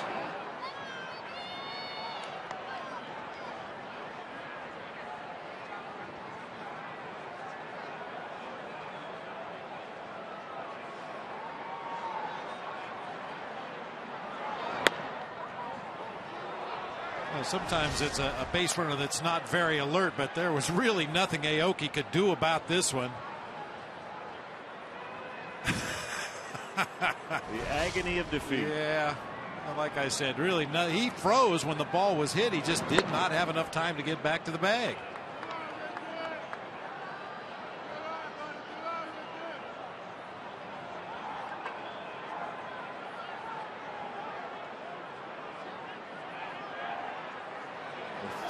To Weeks.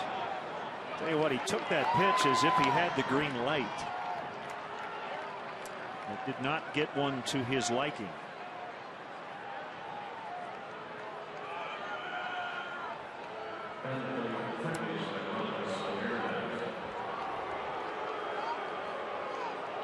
Now, when you were in a 3-0 count when you played, did you take pitches like you would earlier in the count, knowing you wouldn't swing, or did you take every pitch as if you were going to hit it? I took every pitch like I was going to hit it. I wanted the other team to think I had the green light 3-0, which was wishful thinking on my part, that I'd ever get a hit away on a 3-0 pitch.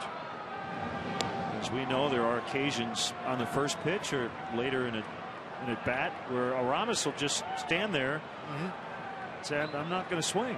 Everybody's a little different. I always felt even if you were going to take a pitch, it should serve some kind of a purpose. You know, get in a good hitting position, take it like you were going to hit it, just so you can get a good look at that pitch coming to the plate. If you know you're going to take a pitch, maybe not on a 3-0, but I like to show bunt. If I got a take sign to lead off an inning or something, we're trying to get a base runner, they want you to take till you get a strike, I like to show bunt even though I knew I was taking the pitch. Anything you can do to deceive the other team, plant a seed of doubt in the pitcher and catcher's mind, I thought it was worth a shot. Now, I don't know if Weeks was taking all the way or had the green light, but based on this, I would say he had the green light. Yeah, it looks like it. The bat waggle, the stride, the hips opened up, the hand started, and then he laid off when the pitch dropped off the outside corner. Sure looked like he intended to swing at that pitch if it was in the zone. And that's something that an advanced scout will make note of. I'm sure Dale Swaim and his staff made a note of the approach by Ricky Weeks, 3-0. Looked like he had the green light.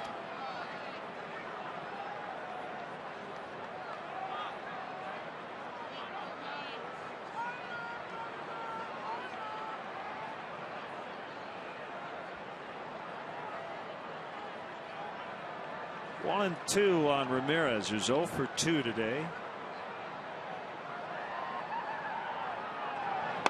Called strike 3, frozen, and a comeback sinker to end the inning. Still 1-0.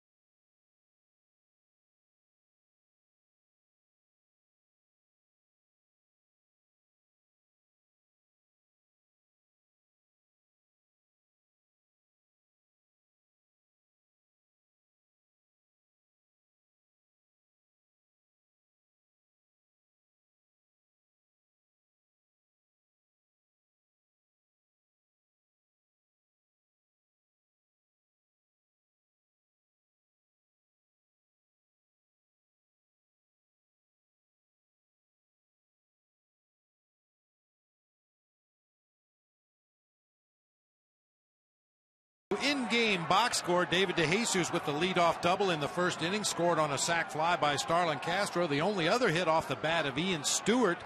Cubs have drawn a couple of walks, but it's been a pretty quiet offensive day against the Brewers' Giovanni Gallardo. For a limited time, get incredible lease deals on the 2011 BMW 3 Series. Visit ChicagolandBMW.com for more information. Gallardo's been a lot better today than he was in his season debut, the opener against St. Louis. Gave up 6 runs, walked 5, allowed 4 home runs. But he is trailing again, this time 1-0.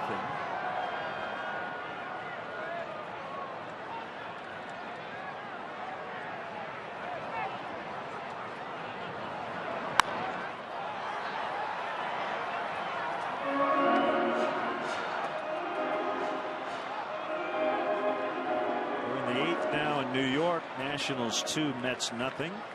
Ian Desmond has a couple of hits for Washington. Steven Strasburg in his second start, 6 innings, 2 hits, no runs, 3 walks, 9 strikeouts. So his ERA after 2 starts is 0.69. That ain't good.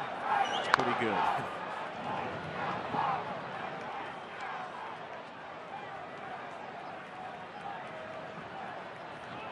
So I guess we begin the countdown.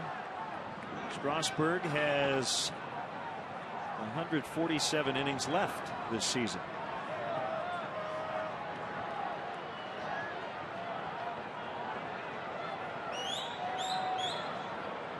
He'll be capped at 160.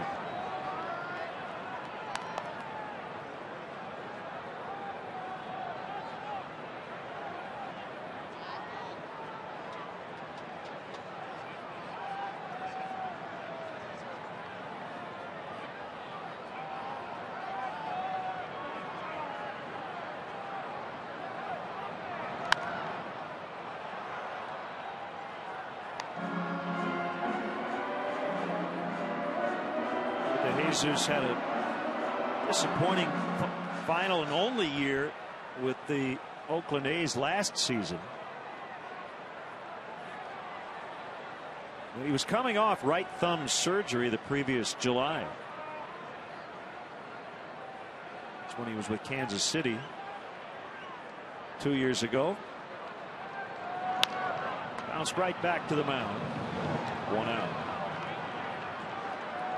We've talked many times over the years about those hand and wrist and thumb injuries and how it always takes a little bit longer to get back to full effectiveness after the rehab process. You may be back on the field playing and swinging a bat, but it takes a little while after that until you finally feel like you're at 100%. And the Cubs were taking a chance on David DeJesus, hoping that that was the case.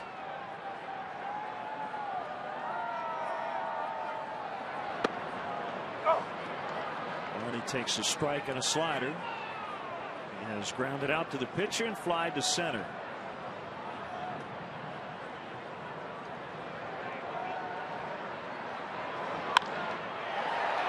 He punches that one out into center. It's a base hit.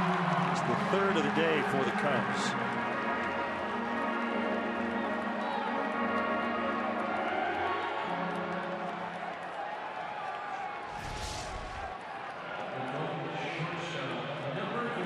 High fastball inside part of the play. Darwin Barney has that approach where he kind of steps in the bucket a little bit with his left foot to really concentrate on clearing his hips, getting that bat through the hitting zone. That time the result was a clean line drive into center field.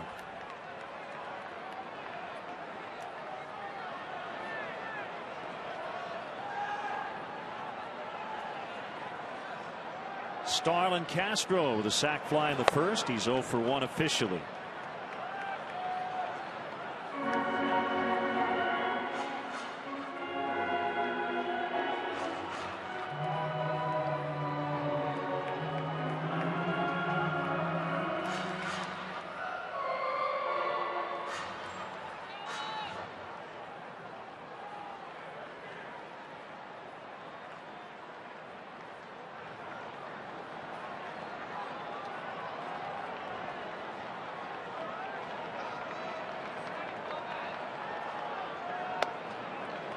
It's high, 2-0.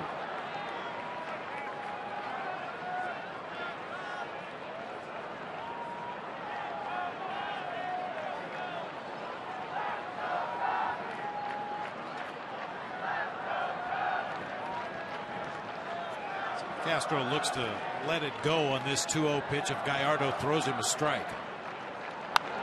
He did. A little bit bigger swing. We saw a lot of that in the Cactus League this spring. 2-0, 3-1.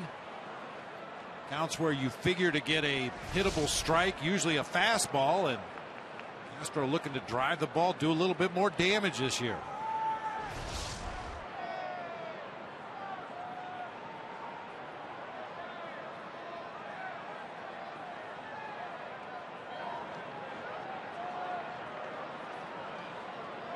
No, they didn't get him. Barney, though, was leaning, and he was fortunate to get back. He's fortunate that Matt Gamble's a right-handed first baseman as well. Leaning the wrong way, slides to the outside part of the base at first, forcing Gamble to come all the way back with that tag, and he just does get in underneath.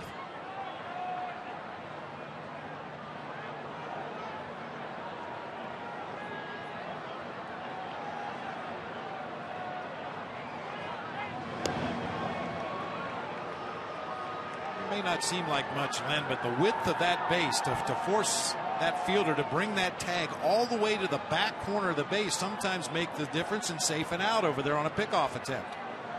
And the good base runners will always slide to that far right field corner of the base.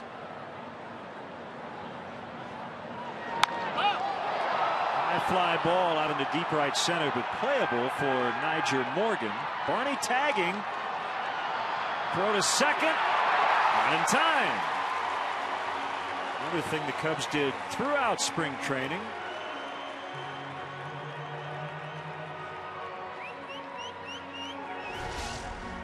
Fly ball carried to the warning track, and Morgan was backpedaling as he made the catch, so Barney thought it was a safe bet to advance on to second base.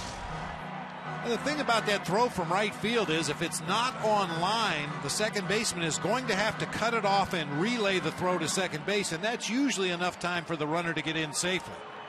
Now, if the throw is right on the money with a strong throw from right field, you may run into an out at second base. But he got himself into scoring position with 2 outs. For Alfonso Soriano. Torres dropped it. Barney staying at second.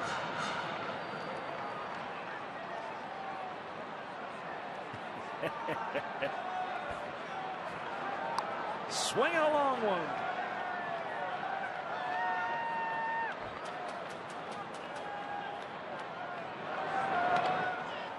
Good knockdown by Kataris. You talk about this all the time.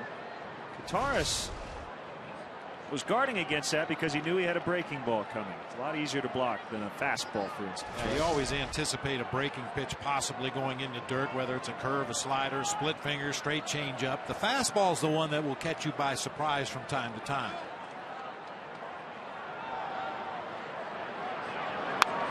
Two and one. Kataris actually got a little lucky that time on that block. I say it all the time. There's no such thing as a bad block as long as you stop the ball. But you could clearly see he was coming up out of his crouch. The ball barely caught in the webbing of his glove. That's when you expose that 5-hole, to use a hockey term. When you come up out of the crouch and come up with your glove, you've got to get lucky.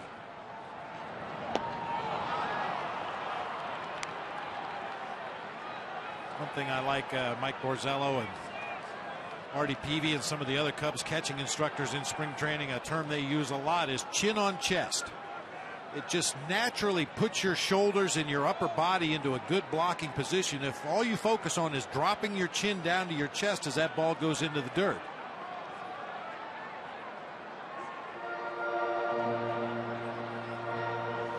He's waiting for that fastball. I dare you. Well, there's a photo op if I ever saw one. Don't walk away.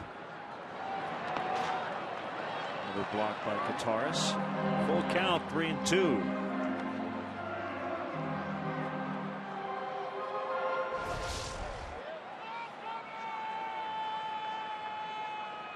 It seems like such a simple thing, but that gives the pitcher the confidence to throw that curveball in that location when he's ahead in the count, knowing that your catcher's probably going to keep it from going to the bricks.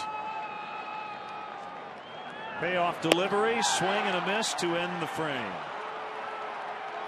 6 in the books. We want to know how this guy's at bat finished. I think it was a home run.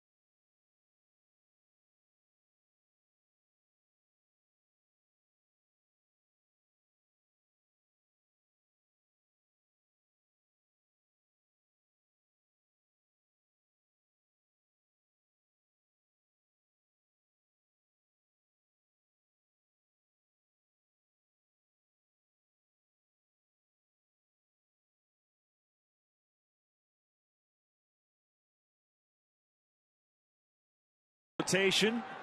Dempster, Garza, Samardzija were excellent. Volstead okay. Mahalam really scuffled in the game last night. You know what? Next time through the rotation, maybe the guys at the bottom who carry it. You never know. Well, Dempster's done his part the second time around as he works into the late innings, facing Matt Gamble, and a 1-ball 1-strike count.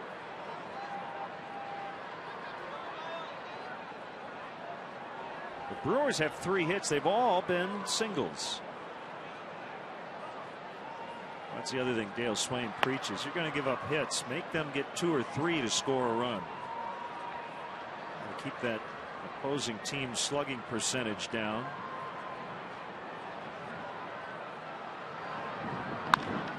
And a base hit. Could this be their first extra base hit? Yep, it will. And Gamble is going to stop at second. He did a smart thing, something not all runners do in that spot. He looked at his third base coach, Ed Cedar, who had both hands up in the air.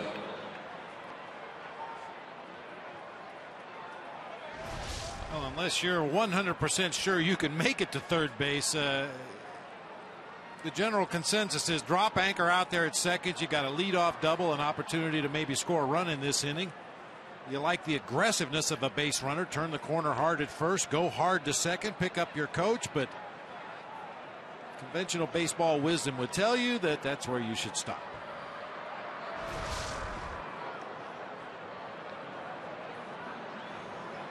Corner men in with Gonzalez at the plate. No sign of a bunt.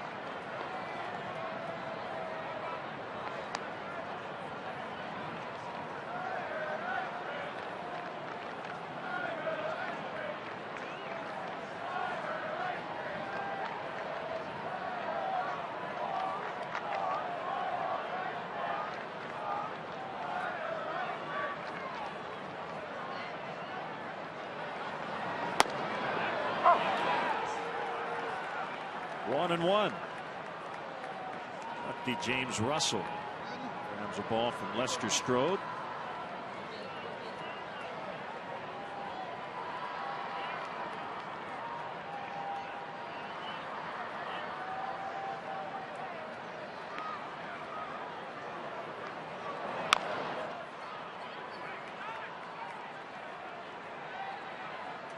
It's a situation where Ron Renicky decided he wasn't going to use his number 6 hitter to bunt a runner into third base with 1 out for his 7, 8, and 9 hitters.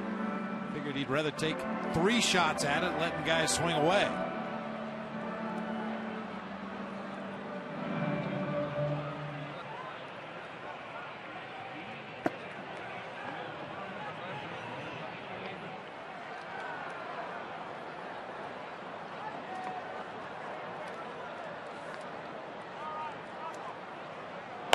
And a swing and a miss. Big strikeout for Dempster.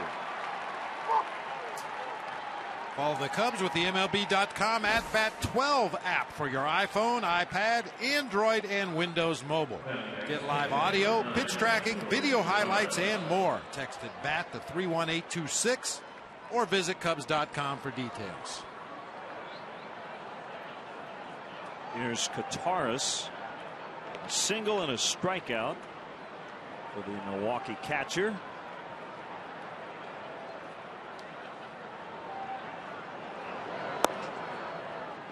And low for ball 1.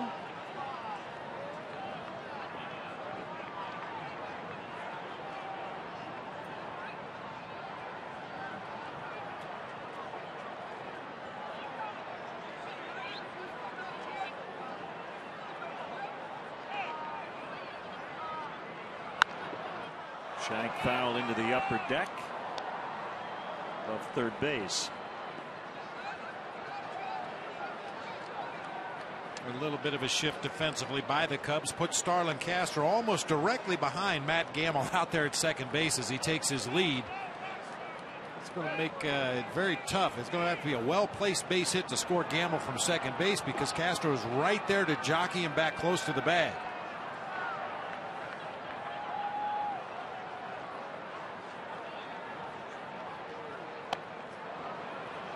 A similar game to the one Ryan Dempster pitched on opening day. Missed some more bats, but it was 1-0 into the late innings.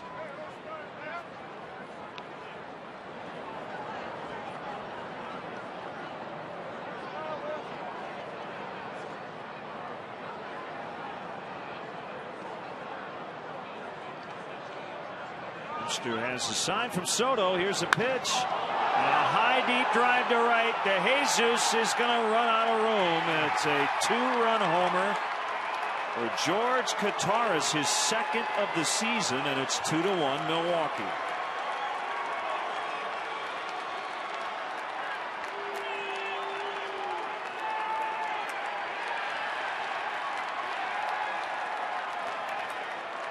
Now he's a backup catcher, but he could do some damage, as he just showed there. He hit for the cycle last year in a game. Pitch down on the inside part of the plate. Dempster wanted it low and away, and Kataris just scoops it out of here to right field. That ball got up and carried a lot further than it looked like off the bat.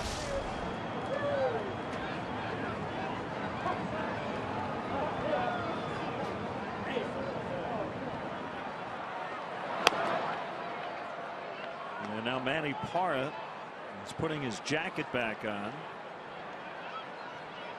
Giovanni Gallardo is on deck. He's only made 86 pitches through 6.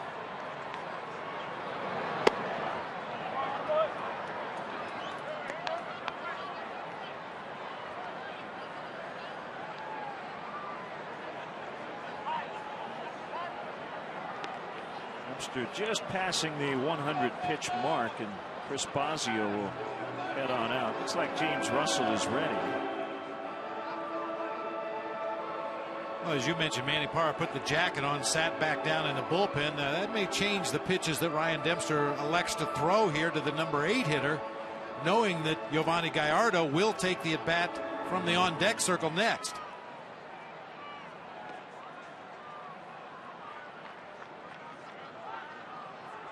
If you're facing the number 8 hitter in a lineup, normally you're going to be a little bit careful, knowing that you have the pitcher up next. But when there's a relief pitcher warming in the bullpen, there's a pretty good chance you're going to get a pinch hitter in that 9 spot, so maybe you be more aggressive with that number 8 hitter.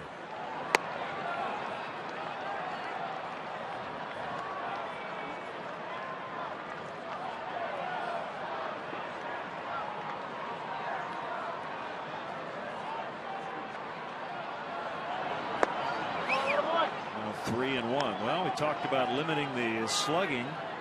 Dempster did it through 6, allowing just 3 singles, but a double and a home run here in the 7th. And he now finds himself trailing. And ball 4.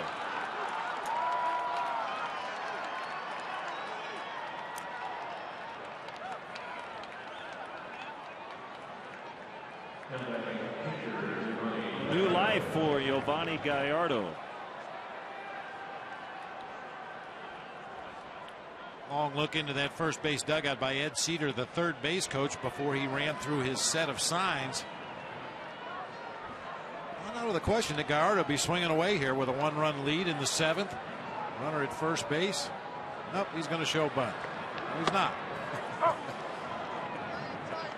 We mentioned at the top of the show, he swings the bat pretty well. He's not a typical throw 3 strikes and get him out of there kind of a guy. You have to pitch to him like you would any other hitter in the lineup.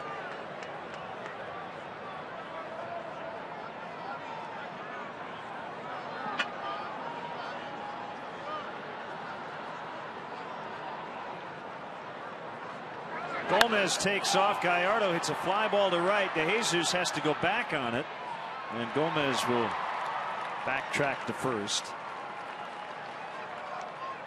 I mean, how often do you see a hit and run with a pitcher at the plate?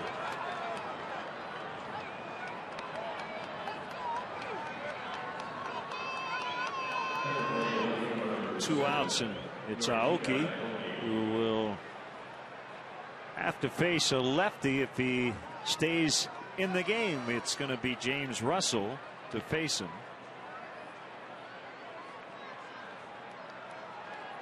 So Dempster exits, Milwaukee leading the Cubs 2-1.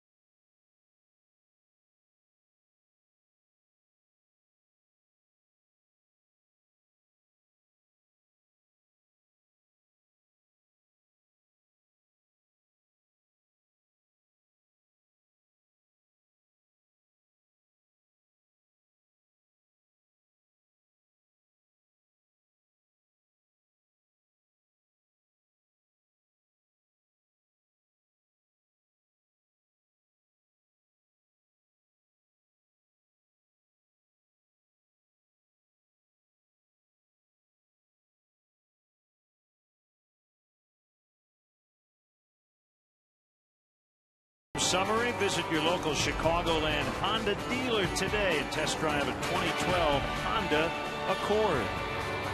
George Kotaris with the game-changing 2-run homer, his second of the season. David DeJesus, the only Cubs extra base hit and run. That was back in the first inning.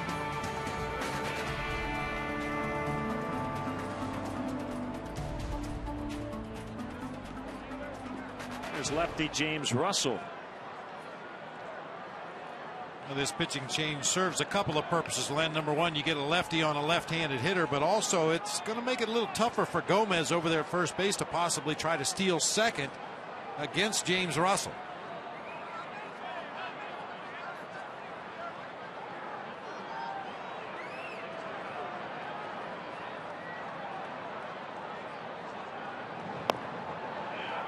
Ball one to Aoki.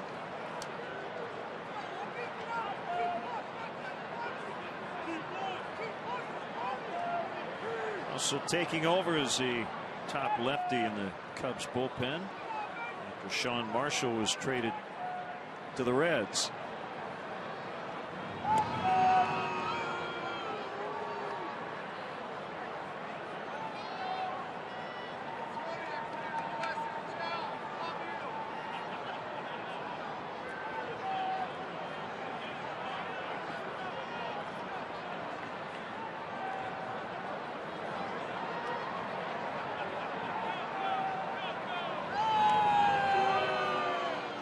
I've watched James Russell pitch an awful lot, and his move to home plate is very deceptive. On the first delivery to the hitter Aoki, he had Carlos Gomez sprinting back to first base. When he goes home, he looks like he's going to first. Now, sometimes when you don't have a great pickoff move and you show it a couple times, it gives that runner a little better read on when to break for second. Oh my! Gomez makes it easily and will hit to third. Take a big turn there.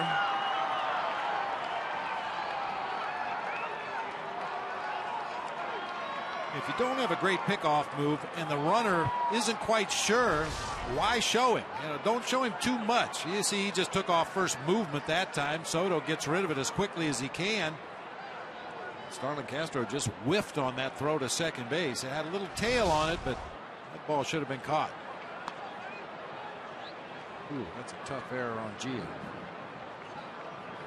2 errors for the Cubs today. And smothered by Soto. It's 3-0 with Morgan on deck.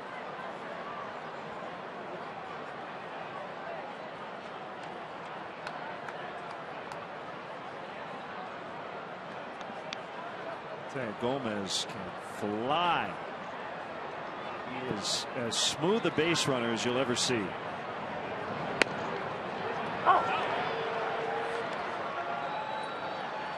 almost like he hovers above the ground when he runs. As many as 33 stolen bases in a full season back in 08 with the Twins. The issue for Gomez has just been getting in the lineup and getting on base enough to steal. 3-2 as Aoki spun around.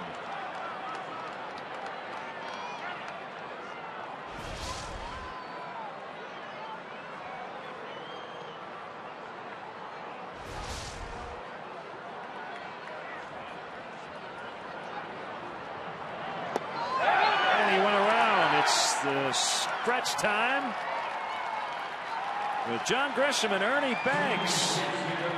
Take me out to the ball game. Best-selling author John Grisham and Mr. Cub Ernie Banks. Hold on a minute. Hold on a minute. Hold on. I want to introduce you all to one of the greatest writers in literary history, Mr. John Grisham. All right, Cubs fans, let me hear you. A 1, a 2, a 3. Take me out to the ball.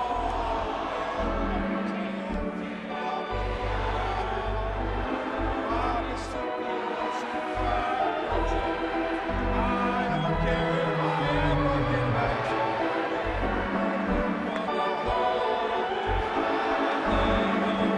It's a shame.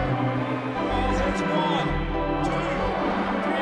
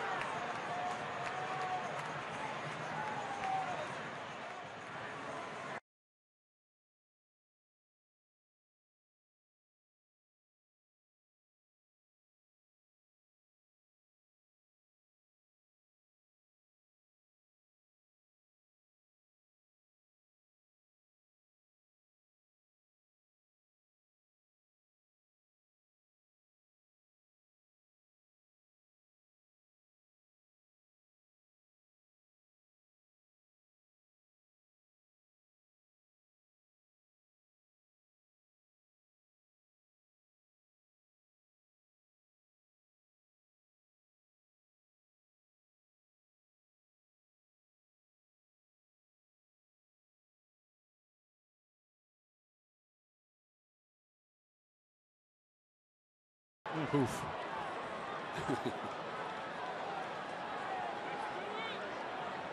Well, as we mentioned, new life for Giovanni Gallardo, who probably would have been removed for a pinch hitter, but his battery mate gave him a 2-1 lead. George Kataris with a home run. Great to have with us in the booth international best-selling author John Grisham, who sang the stretch with Mr. Cub today. Singing with Ernie Banks. Yeah. Probably the first and last time probably in my whole life. I never thought I'd meet Ernie Banks. I had his baseball card when I was a 10-year-old boy. I know you're a huge baseball fan. You've got a new novel that just came out called Calico Joe, and that ballpark looks pretty familiar. It's Wrigley Field. Wrigley Field. The story takes place in 1973 here at Wrigley Field. Fictional story. And the Cubs almost make it to the World Series again. Stewart pops into shallow left, and it will drop for a base hit.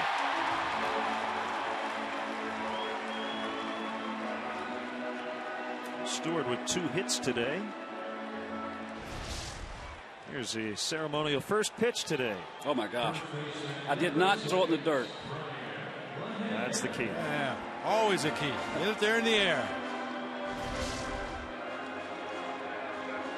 Well, the question I would have is, a good number of your novels have turned into films. Does this feel like it might turn into a movie at some point? Well, you never know, but there's a lot of interest initially the first month or so. We send copies out ahead of time, and it's a lot of phone calls, but you learn to be patient and see who's serious about it. I think it's very cinematic, has a lot of potential, and it's about baseball, so we've got our fingers crossed.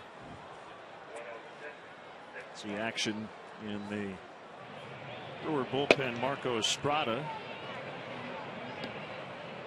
So you're from Arkansas, and your favorite player growing up was? Well, my favorite team was growing up in Arkansas and Mississippi. I mean, we had the Cardinals every night on the radio. My father was a big Cardinal fan. My grandfather. Stan Musial was retiring about the time I, realized. I was born in 1955, but he was my father's favorite player. My favorite Cardinal team was 67, 68. Bob Gibson, Lou Brock, Kurt Flood, Tim McCarver, those guys. They had back-to-back World Series in 67 and 68. And, when I think about my childhood, we go back to those games, and every night we listen to every game on the radio. Every porch, every car had a radio on. It was Harry Carey and Jack Buck, with incredible action, some of which actually happened on the field. With Harry Carey, you never knew what was happening, on the field, but it was always entertaining. It was life and death back in those days. Yeah, it was a great time to be a kid, sitting there with that little transistor radio held up to your ear, or, you had to stand in a certain place to get good reception. Yeah, that was good times. I vividly recall playing Little League Baseball, being on second base, and in the base hit. Brian LaHare with a single, and Stewart's going to have to hold at second. Cubs have it cooking here, trailing by a run. But it was not unusual to hear 2 or 3 different radios in the bleachers, or in a car even. We always knew what the score was. And a lot of times the crowd would start clapping because the Cardinals scored. Nothing we did on the field was important, but the Cardinals scored, So it was every game was part of our lives. And as you know, you come to a ballpark like this, doesn't look that much different than it would have back in the 60s. It's just beautiful. I can't get over how timeless the place is. I've read a lot about it, researched it when I was writing the book, talked to people who played here and people who grew up here, and to see it is truly it's a lot of fun. I want to come back. Maybe not in April. I want to come back in the heat of summertime so I can take my shirt off in left field. There you go. Yeah. Gary Wood starting to crank it up. A beer with the bleacher bums. What do those seats cost now? More than they did in the 60s. More than $1, right? More than $1.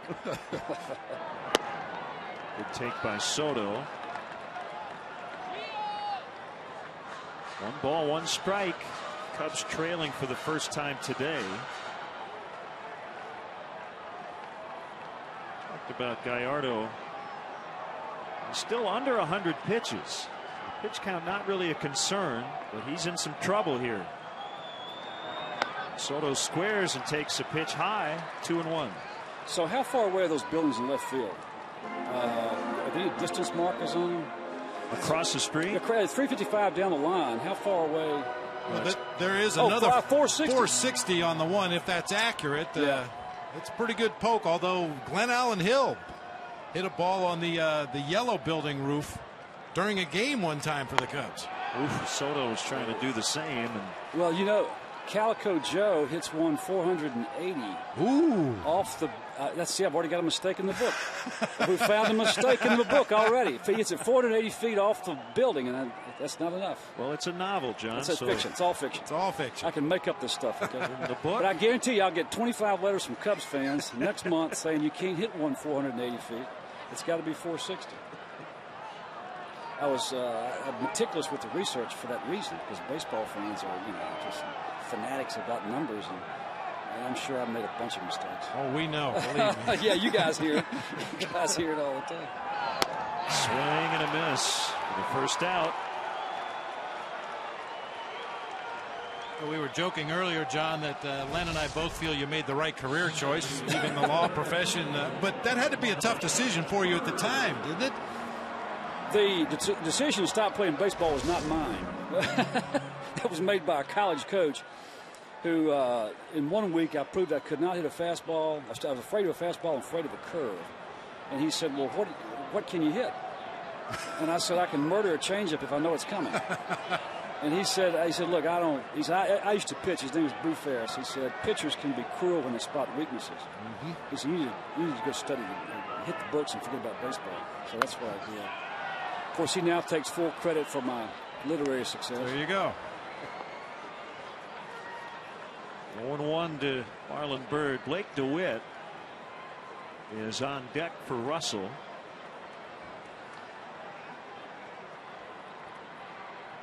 First two reached on base hits, and Soto struck out. And now 0-2. Well, we will be in St. Louis on Friday. Cardinals will open the home portion of their schedule. Cubs and Cardinals, always fun.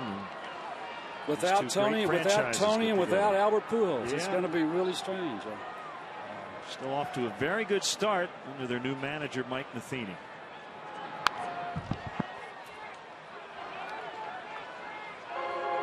Yeah, Don Kessinger played. He was a Cubs shortstop 1964 to 1975. And, I don't think he was an all-star, but he's a really good player. 275 hitter. And then he went to Ole Miss, back where he was from. He's an All-American at Ole Miss in basketball and baseball. He was the head baseball coach there for probably 10 years or so, and now he's retired, living in Oxford. He read the manuscript of Calico Joe just after I finished the second draft, and let's say he found several areas in need of more work. Okay? But he was really good at little specific things about Wrigley, like the locker rooms, and I had this one scene where they have a pregame meal, like in another room. He said, no. For us, a pregame meal was a folding table covered with, bologna sandwiches. That's all we got back then.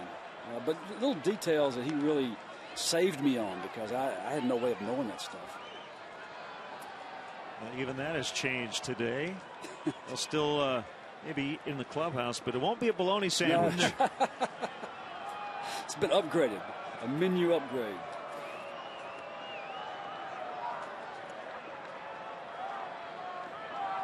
Ready for a 1-2 to Bird. Come on. 3, 2 down. Looked outside. I can't say that, Ken. You can't criticize the umpires. Hey, you're the guest. You can say whatever you want. I can say what you guys want me to say, okay? It was close. Too close to take. Marlon Byrd is normally a hyper-aggressive hitter. He rarely takes a called strike. Very unfortunate time to take one right there. Now the pinch hitter, Blake DeWitt.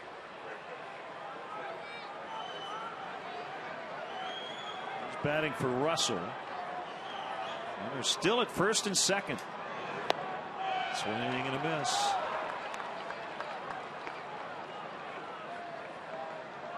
Well, with the research you did for the book, John, you have to feel a little bit like you've gotten to peek behind the curtain at the Wizard of Oz. Yeah, had a little insight into what goes on behind the scenes here at Wrigley Field? Oh, sure. It's fascinating. I wrote a book a few years ago about a base ground ball. Ramirez will make the play. Gallardo pumps his fist. John, we look forward to reading Calico Joe. Thanks for stopping by today. Appreciate it. Thanks for having me. Good seeing you guys. Take care. Great to meet you, John.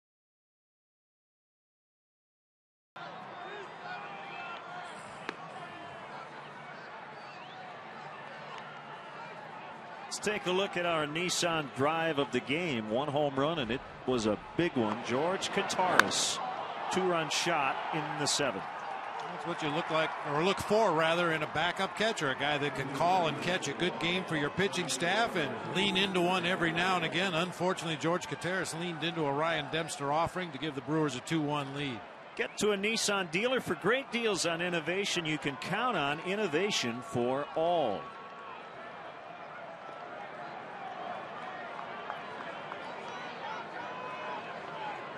Here's Kerry Wood against Niger Morgan.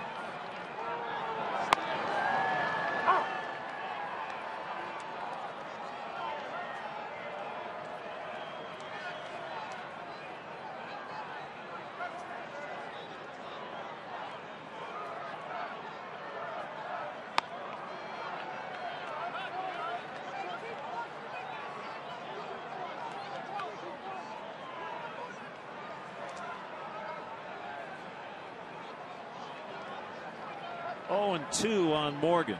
Going to go inside, and he got him on a breaking ball.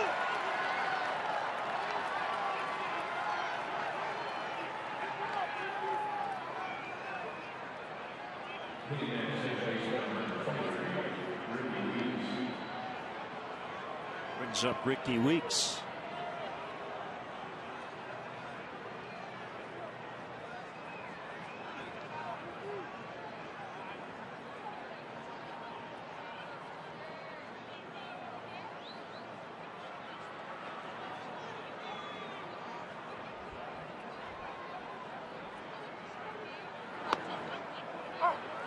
Cutter for a strike. John Grisham talking about his baseball exploits. Couldn't hit a fastball, could hit a breaking ball, and could hit a changeup if he knew it was coming. That describes a lot of people, I remember, in this game.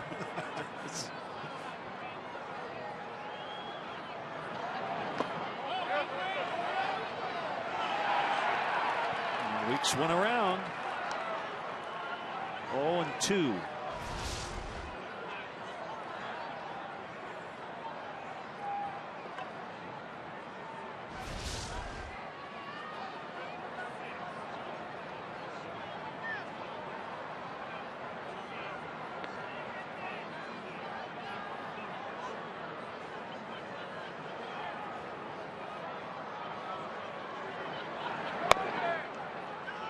94 on the fastball. It was too high, 1-2.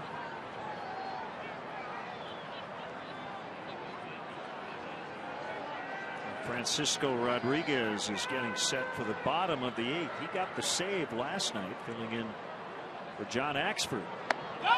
Weeks swings and misses, and Woody with back-to-back Ks to start this inning.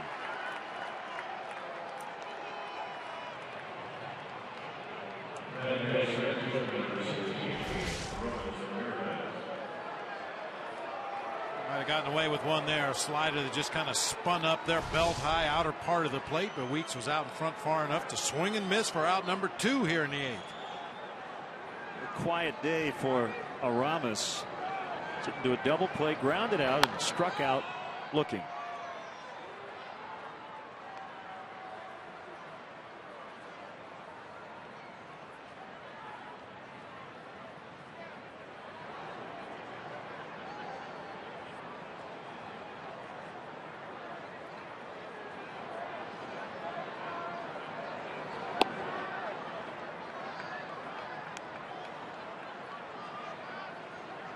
Francisco Rodriguez throwing, John Axford stretching. He would figure to pitch the 9th should the score remain the same. Oh, I thought he was posing for a photo.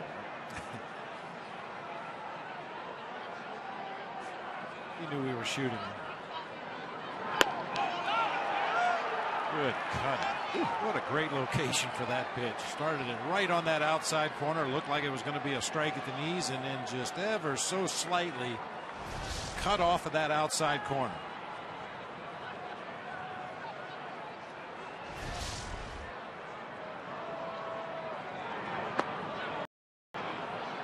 Curveball that time outside.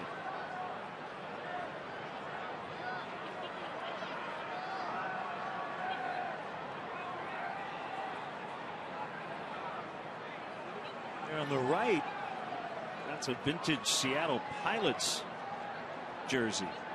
That's how the Brewers started, 1969.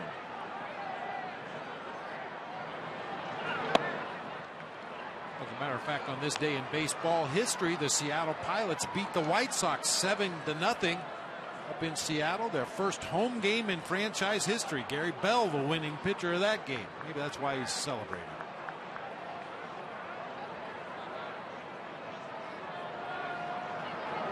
Swing and a miss. He strikes out the side. Nice job by Kerry Wood. Still 2-1 Milwaukee.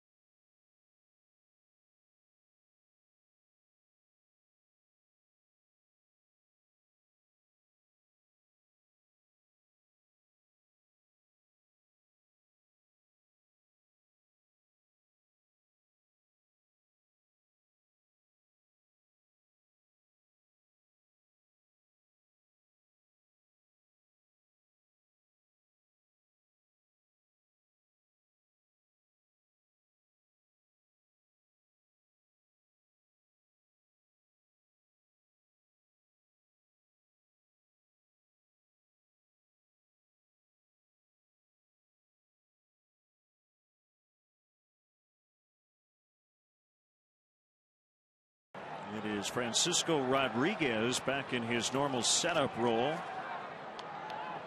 He got his first save as a Brewer last night, number 292 in his career, first since July 8th of last season when he was with the Mets. He's 24th on the all-time saves list. This is more of a hold opportunity for Rodriguez. Now Rodriguez with 2/3 of an inning last night to pick up the save. Pitched an inning in the first game of this series.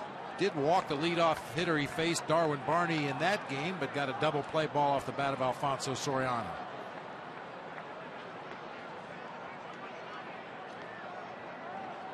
Top of the order for the Cubs, David DeJesus takes a strike.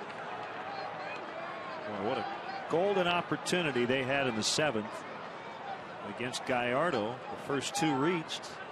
Never did move off first and second.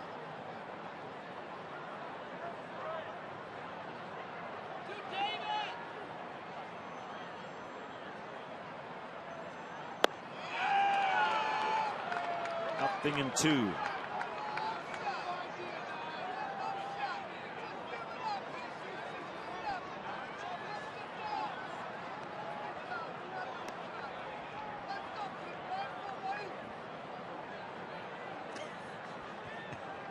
Tommy, I want. No.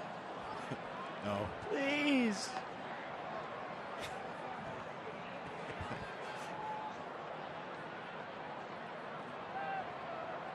Oh, 2. Really close. 1 and 2.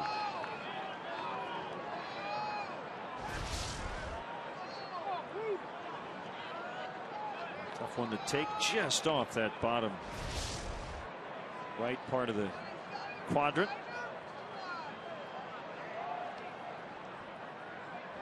Got him this time. Swing and a miss for out number 1. Interesting. Usually Francisco Rodriguez is very slow to home plate. His normal delivery is about 1.8 to 2 seconds getting the ball from the mound to the catcher. But on that last delivery to David DeJesus, he used a slide step with nobody on base just to throw David's timing off a little bit, and that particular time it worked.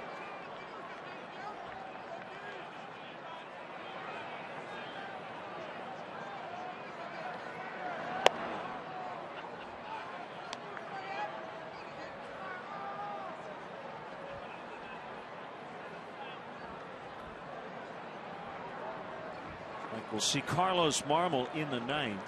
He's cranking it up in the home bullpen.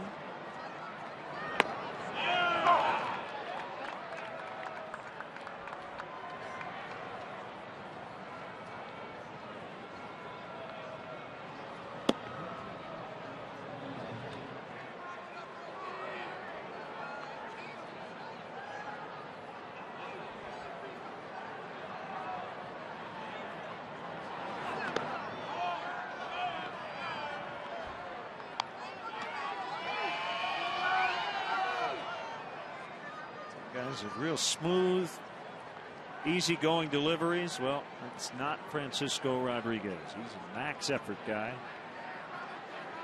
Really spins off to that first base side of the field, a violent release.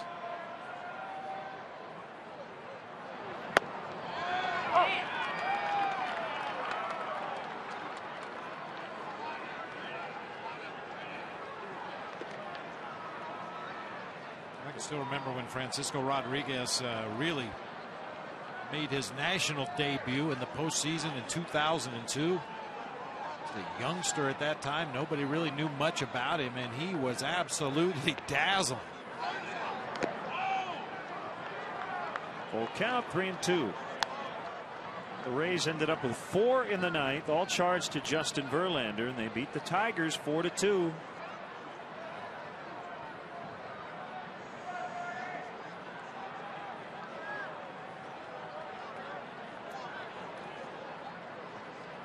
Surprise us a bit if those two teams meet at some point way down the road in October. Barney swings and misses. That is now 5 consecutive strikeouts in this game after Kerry Wood struck out the side. The top of this inning.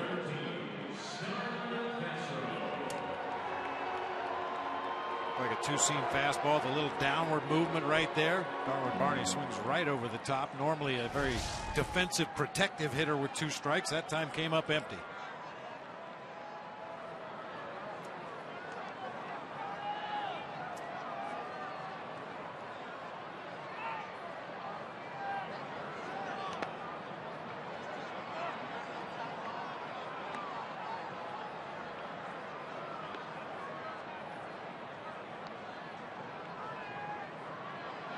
Rodriguez made his debut on September 18th of 2002, and then had that huge postseason. Won back-to-back games against the Yankees in the division series. Won 2 more against Minnesota in the ALCS. First pitcher ever to get the first 2 wins of his career in the postseason, and then he became the youngest pitcher to win a World Series game.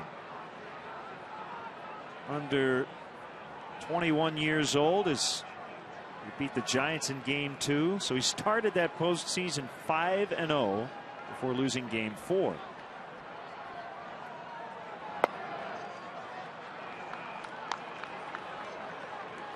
Yeah, I remember Jeff Kent saying that's the best slider I've ever seen.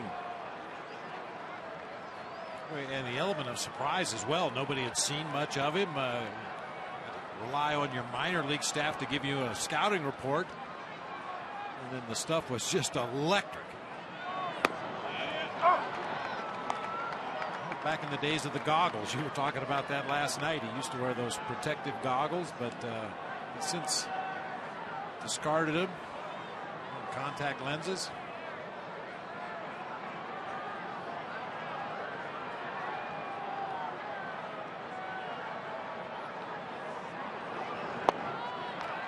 Good patient at bat for Castro. He draws the 2-out walk. Here's Soriano. Alfonso, the only cut to hit in all 5 games to start the season.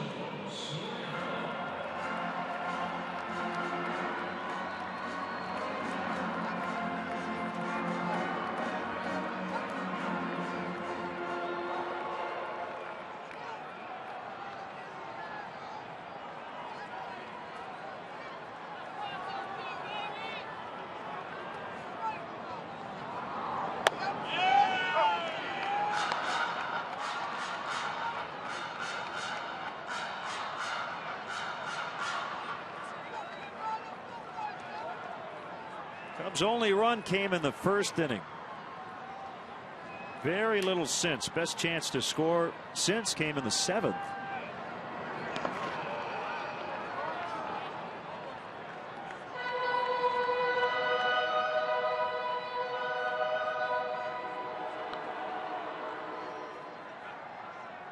Final in New York, the Nationals shut out the Mets 4-0. Steven Strasburg got his first win. He beat Johan Santana.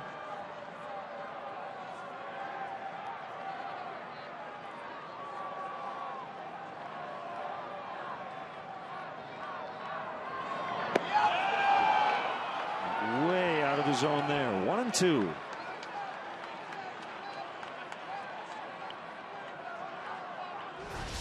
There's no question Soriano will still chase that pitch from time to time, but what we've seen in the early going this year, he's got a couple of his base hits to right field on that slider just off of the outside corner.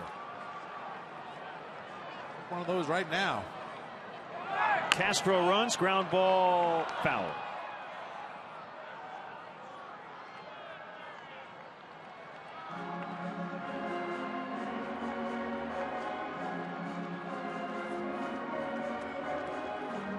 Game in New York, 4-0 Washington, just 12 hits combined. 3 hours 36 minutes because of 14 walks. Wow. And a bunch of strikeouts.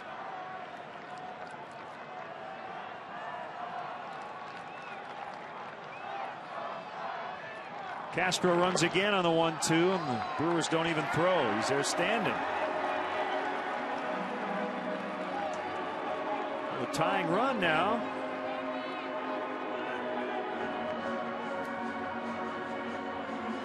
when Rodriguez uses that slide step, he's tough to run on. When he uses that high leg kick, I could steal a base against him. He's been clocked up to 2 seconds plus delivering that ball to home plate out of that high leg kick.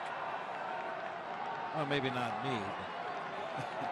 Well, a single's going to tie it. Yeah. Look at Morgan, is almost on the warning track. Everybody playing deep out there. Rodriguez with a 2-2. Soriano just staying alive.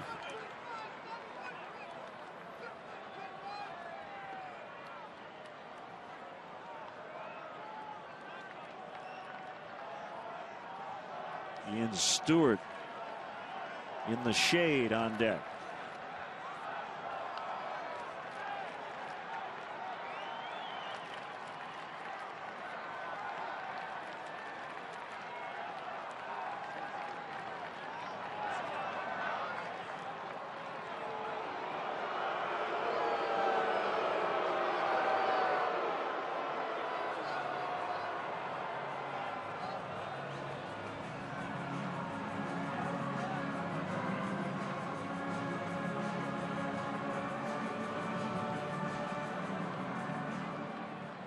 A good time for Alfonso Soriano's first base hit against Francisco Rodriguez in his career.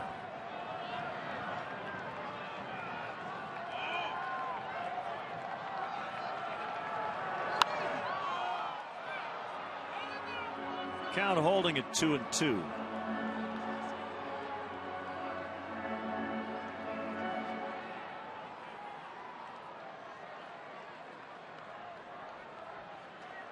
Last fastball was a pitch I'm sure Fonzie would like to have back. A low fastball right where he likes it. Just got under it a little bit, fouled it out of play. But other than that, Rodriguez trying to stay away with that off-speed breaking stuff.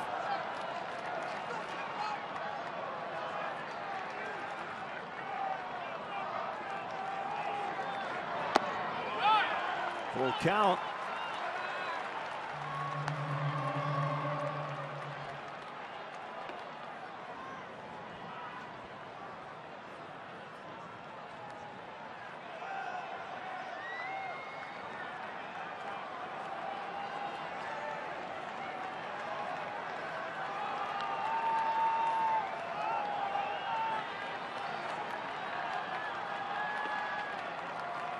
Here comes a 3-2 pitch. Walk back-to-back guys with 2 outs. Turned into be a pretty good at bat for Alfonso Soriano after chasing a couple of pitches wildly early in the sequence. Got a good swing at the fastball and then takes a changeup in the dirt low and away. Put runners at first and second for Ian Stewart with 2 outs.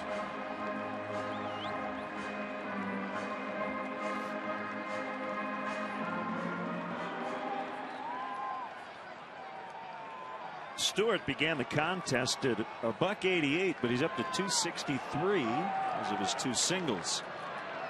Outfield still very, very deep. And Stewart cuts and misses.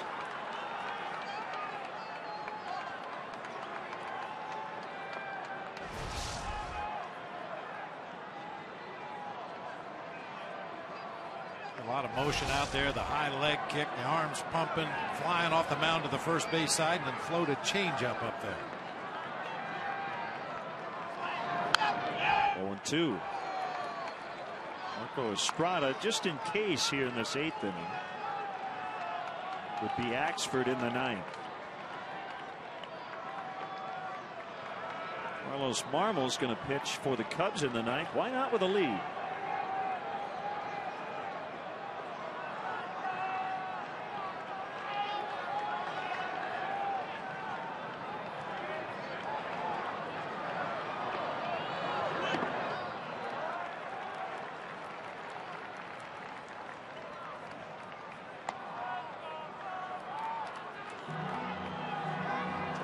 Teams around baseball today have struggled with runners in scoring position. 1 for 12 combined in this one. Nationals and Mets combined to go 1 for 20 in that game.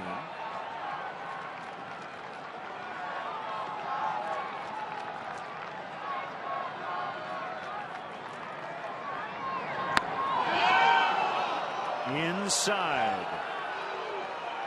Well, certainly some of the blame can go to the hitters for maybe some overly aggressive swings with runners in scoring position. But more than anything else today, Ryan Dempster and Giovanni Gallardo saved their best stuff for when they needed it the most.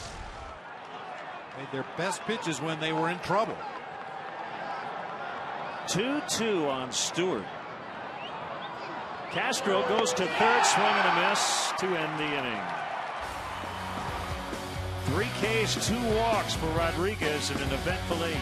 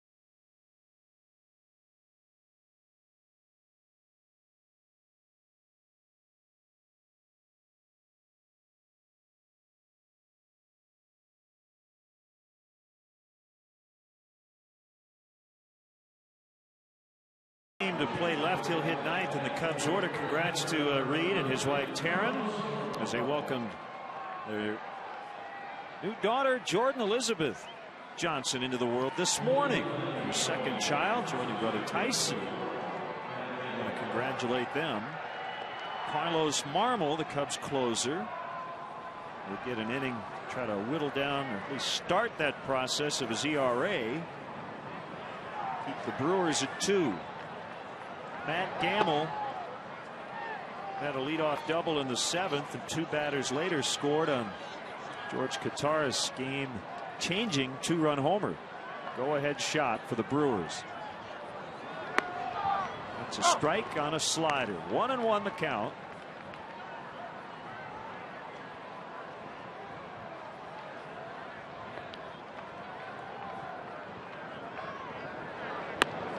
About the home team winning most of the games in this season series last year. Now the Brewers trying to make it 3 in a row here at Wrigley.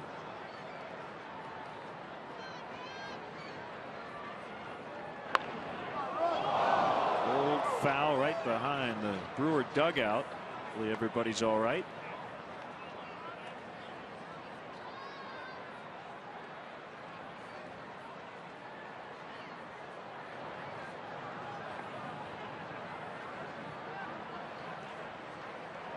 Young man brought his glove to the party.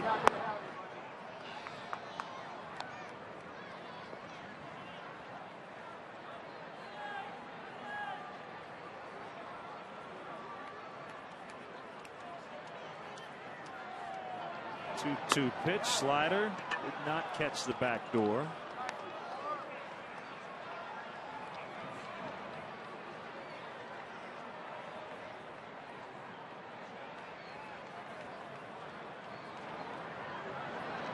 Swing and a miss. He got him.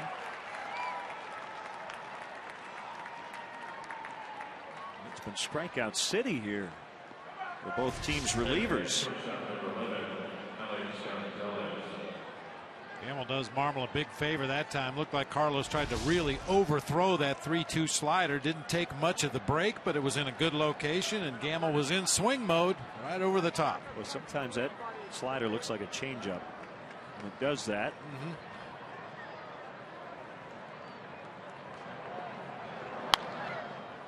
Gonzalez swings at the first one and pops it up. Ian Stewart will make the basket grab and foul ground.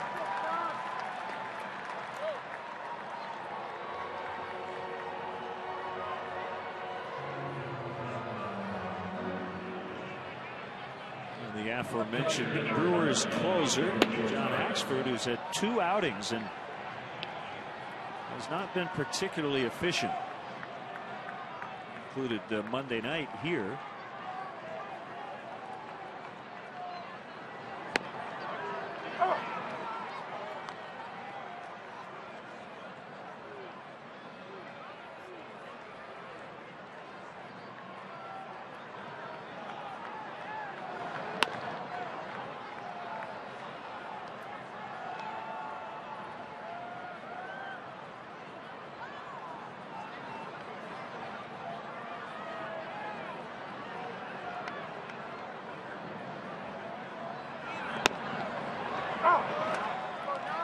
Well, if you're Ron Renicky, Bob, you give Ryan Braun, Jonathan Lucroy, Corey Hart all a rest.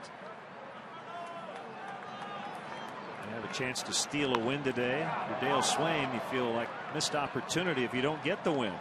You know you're going to see probably all 3 of those guys back in the lineup tomorrow. Yeah, no question about it. I mean, take your shots where you can. Obviously, you try to win every ball game, regardless of who the opposition runs out there. But on those given days when you don't see a couple of the superstar players in the lineup, those are games you'd love to take. Talked about it in the past, Len, back in the day, teams just take that West Coast trip. Play the Padres, the Dodgers, and the Giants in the National League. Well, if you're going to give your star player a day off, it's probably going to be at Candlestick Park rather than Dodger Stadium or down in San Diego. So something that Roger Craig, our manager, and Al Rosen, our general manager, tried to impress upon us, to take that as an advantage. You're going to face an undermanned team a lot of times.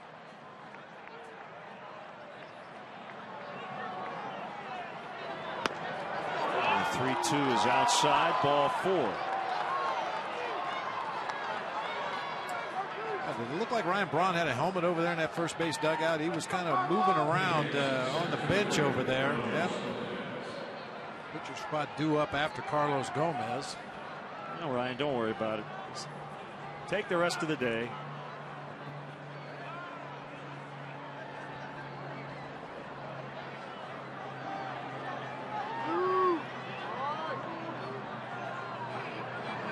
Gomez nearly got hit by that tailing fastball. 1 ball, no strikes.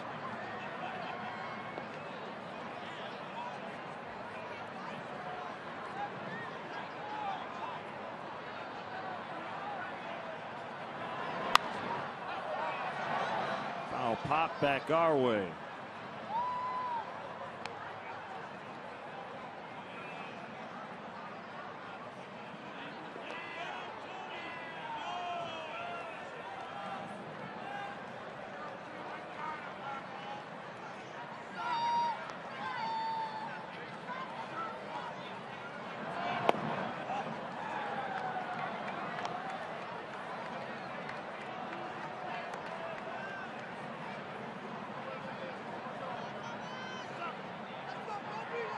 Jeremy Hellickson's going to be all right. Make his next start on Saturday after being hit by a ball in batting practice today.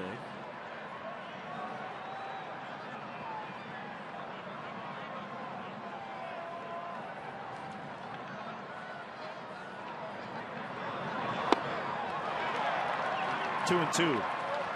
Never get out of here early for batting practice. You'll watch coaches on either side of the cage hit ground balls. But they wait till the batting practice pitcher throws the pitch.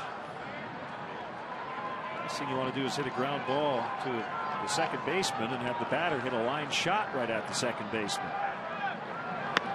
Called strike 3 on a slider. So a 2-out walk, no damage done. Last opportunity for the Cubs in the bottom of the ninth.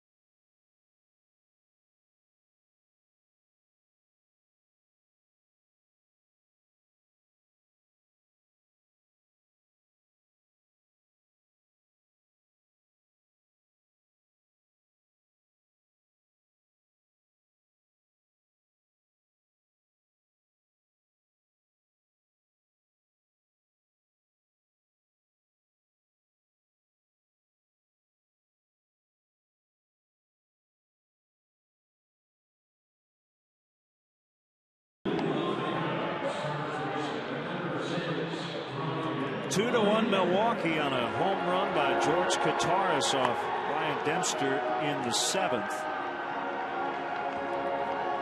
Ryan has gotten very little run support from his teammates in his first 2 starts. Just 2 runs combined, and right now he'd be on the hook for the loss if John Axford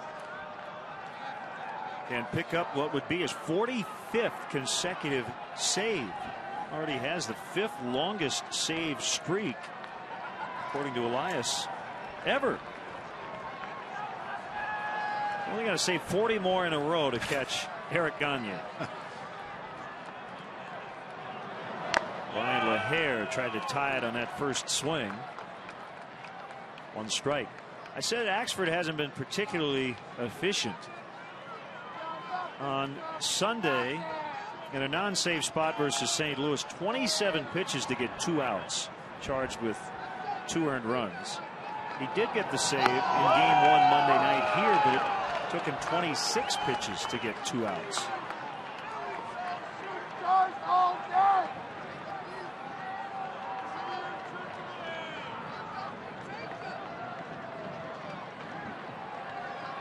Only half his pitches have been strikes here early on. Well, and that can be really concerning to a manager and a pitching coach, because at some point he's going to be unavailable to pitch because of the high number of pitches it takes him to get through an inning, and you may become a little more vulnerable going to whoever your backup closer happens to be. 1 down.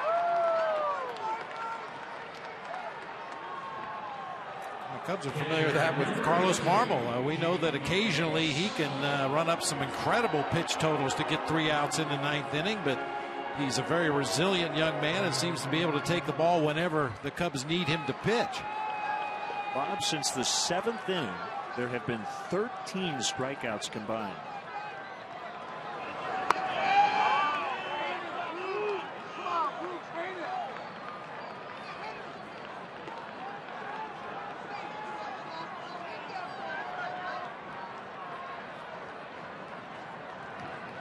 There's the 1-0 to Giovanni Soto. Swing and a miss. Steve Clevenger on deck in Marlon Byrd's spot.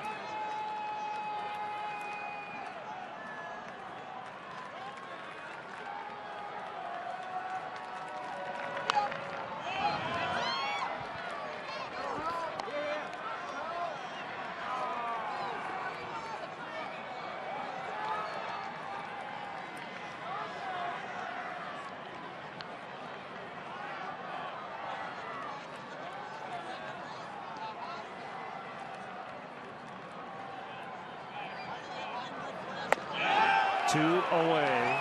Got him on a fastball at 96.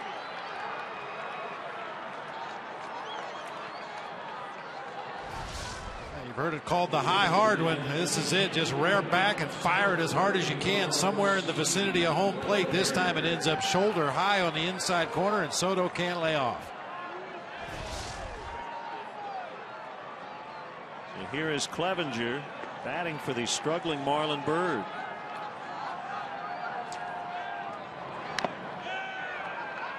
We talked about it earlier in the ball game as manager Dale Swaim feels that Steve Clevenger is a good fastball hitter, and certainly John Axford is featuring a real good fastball today. Let's see how it ends up.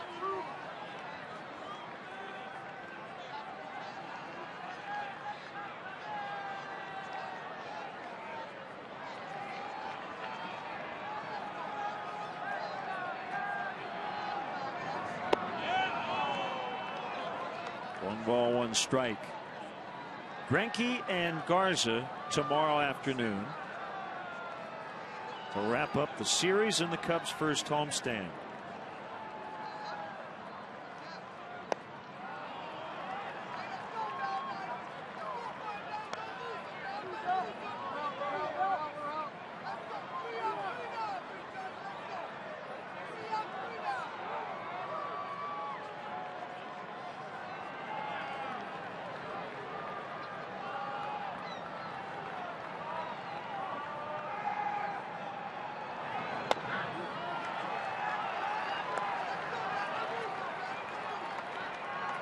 Reed Johnson is on deck. 3-1 on the pinch hitter Clevenger.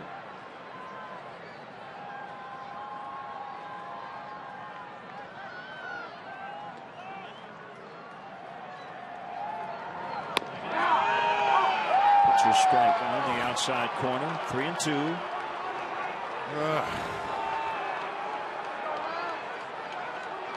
Or not.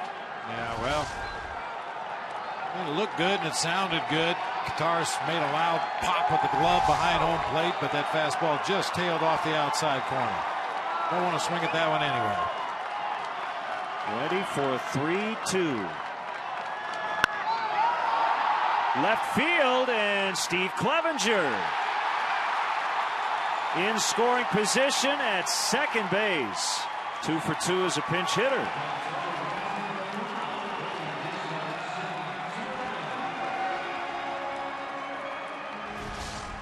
And he'll be removed for Joe Mather, who will pinch run. That's just a nice piece of hitting. You have to be ready to hit 96 because that's what Axford has been throwing. Clevenger got that front foot down quickly, opened up the front side just a little bit, but was able to stay on that pitch and drive it to the opposite field for a double.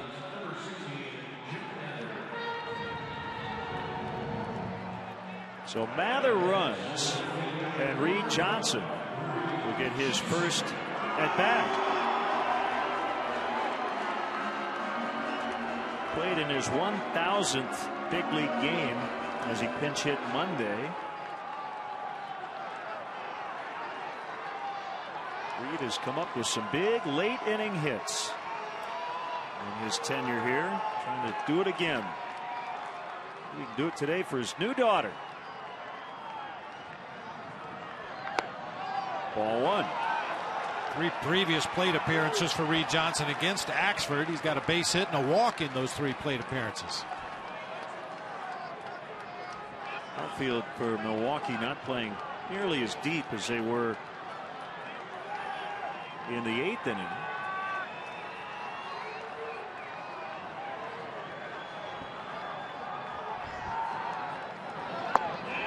And he could not hold up. 1 ball, 1 strike.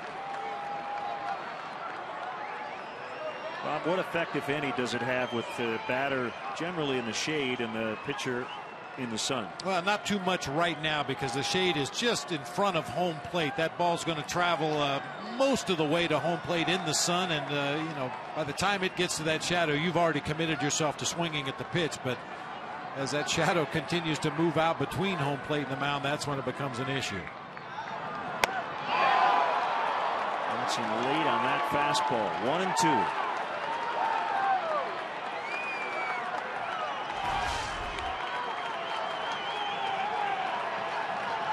He's got a quick bat. Couldn't catch up to it. Which would lead you to think Axford will come right back with it. We'll see. He likes to go up the ladder with that fastball. We saw him do it to Giovanni Soto. A little bit higher than the last one.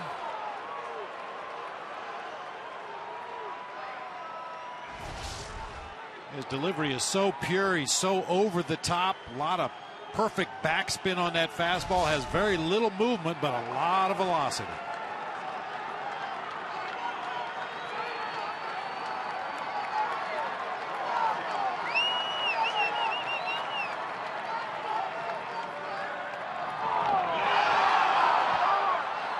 It's a foul ball. Kataris trying to locate it. But Johnson did get a piece of it.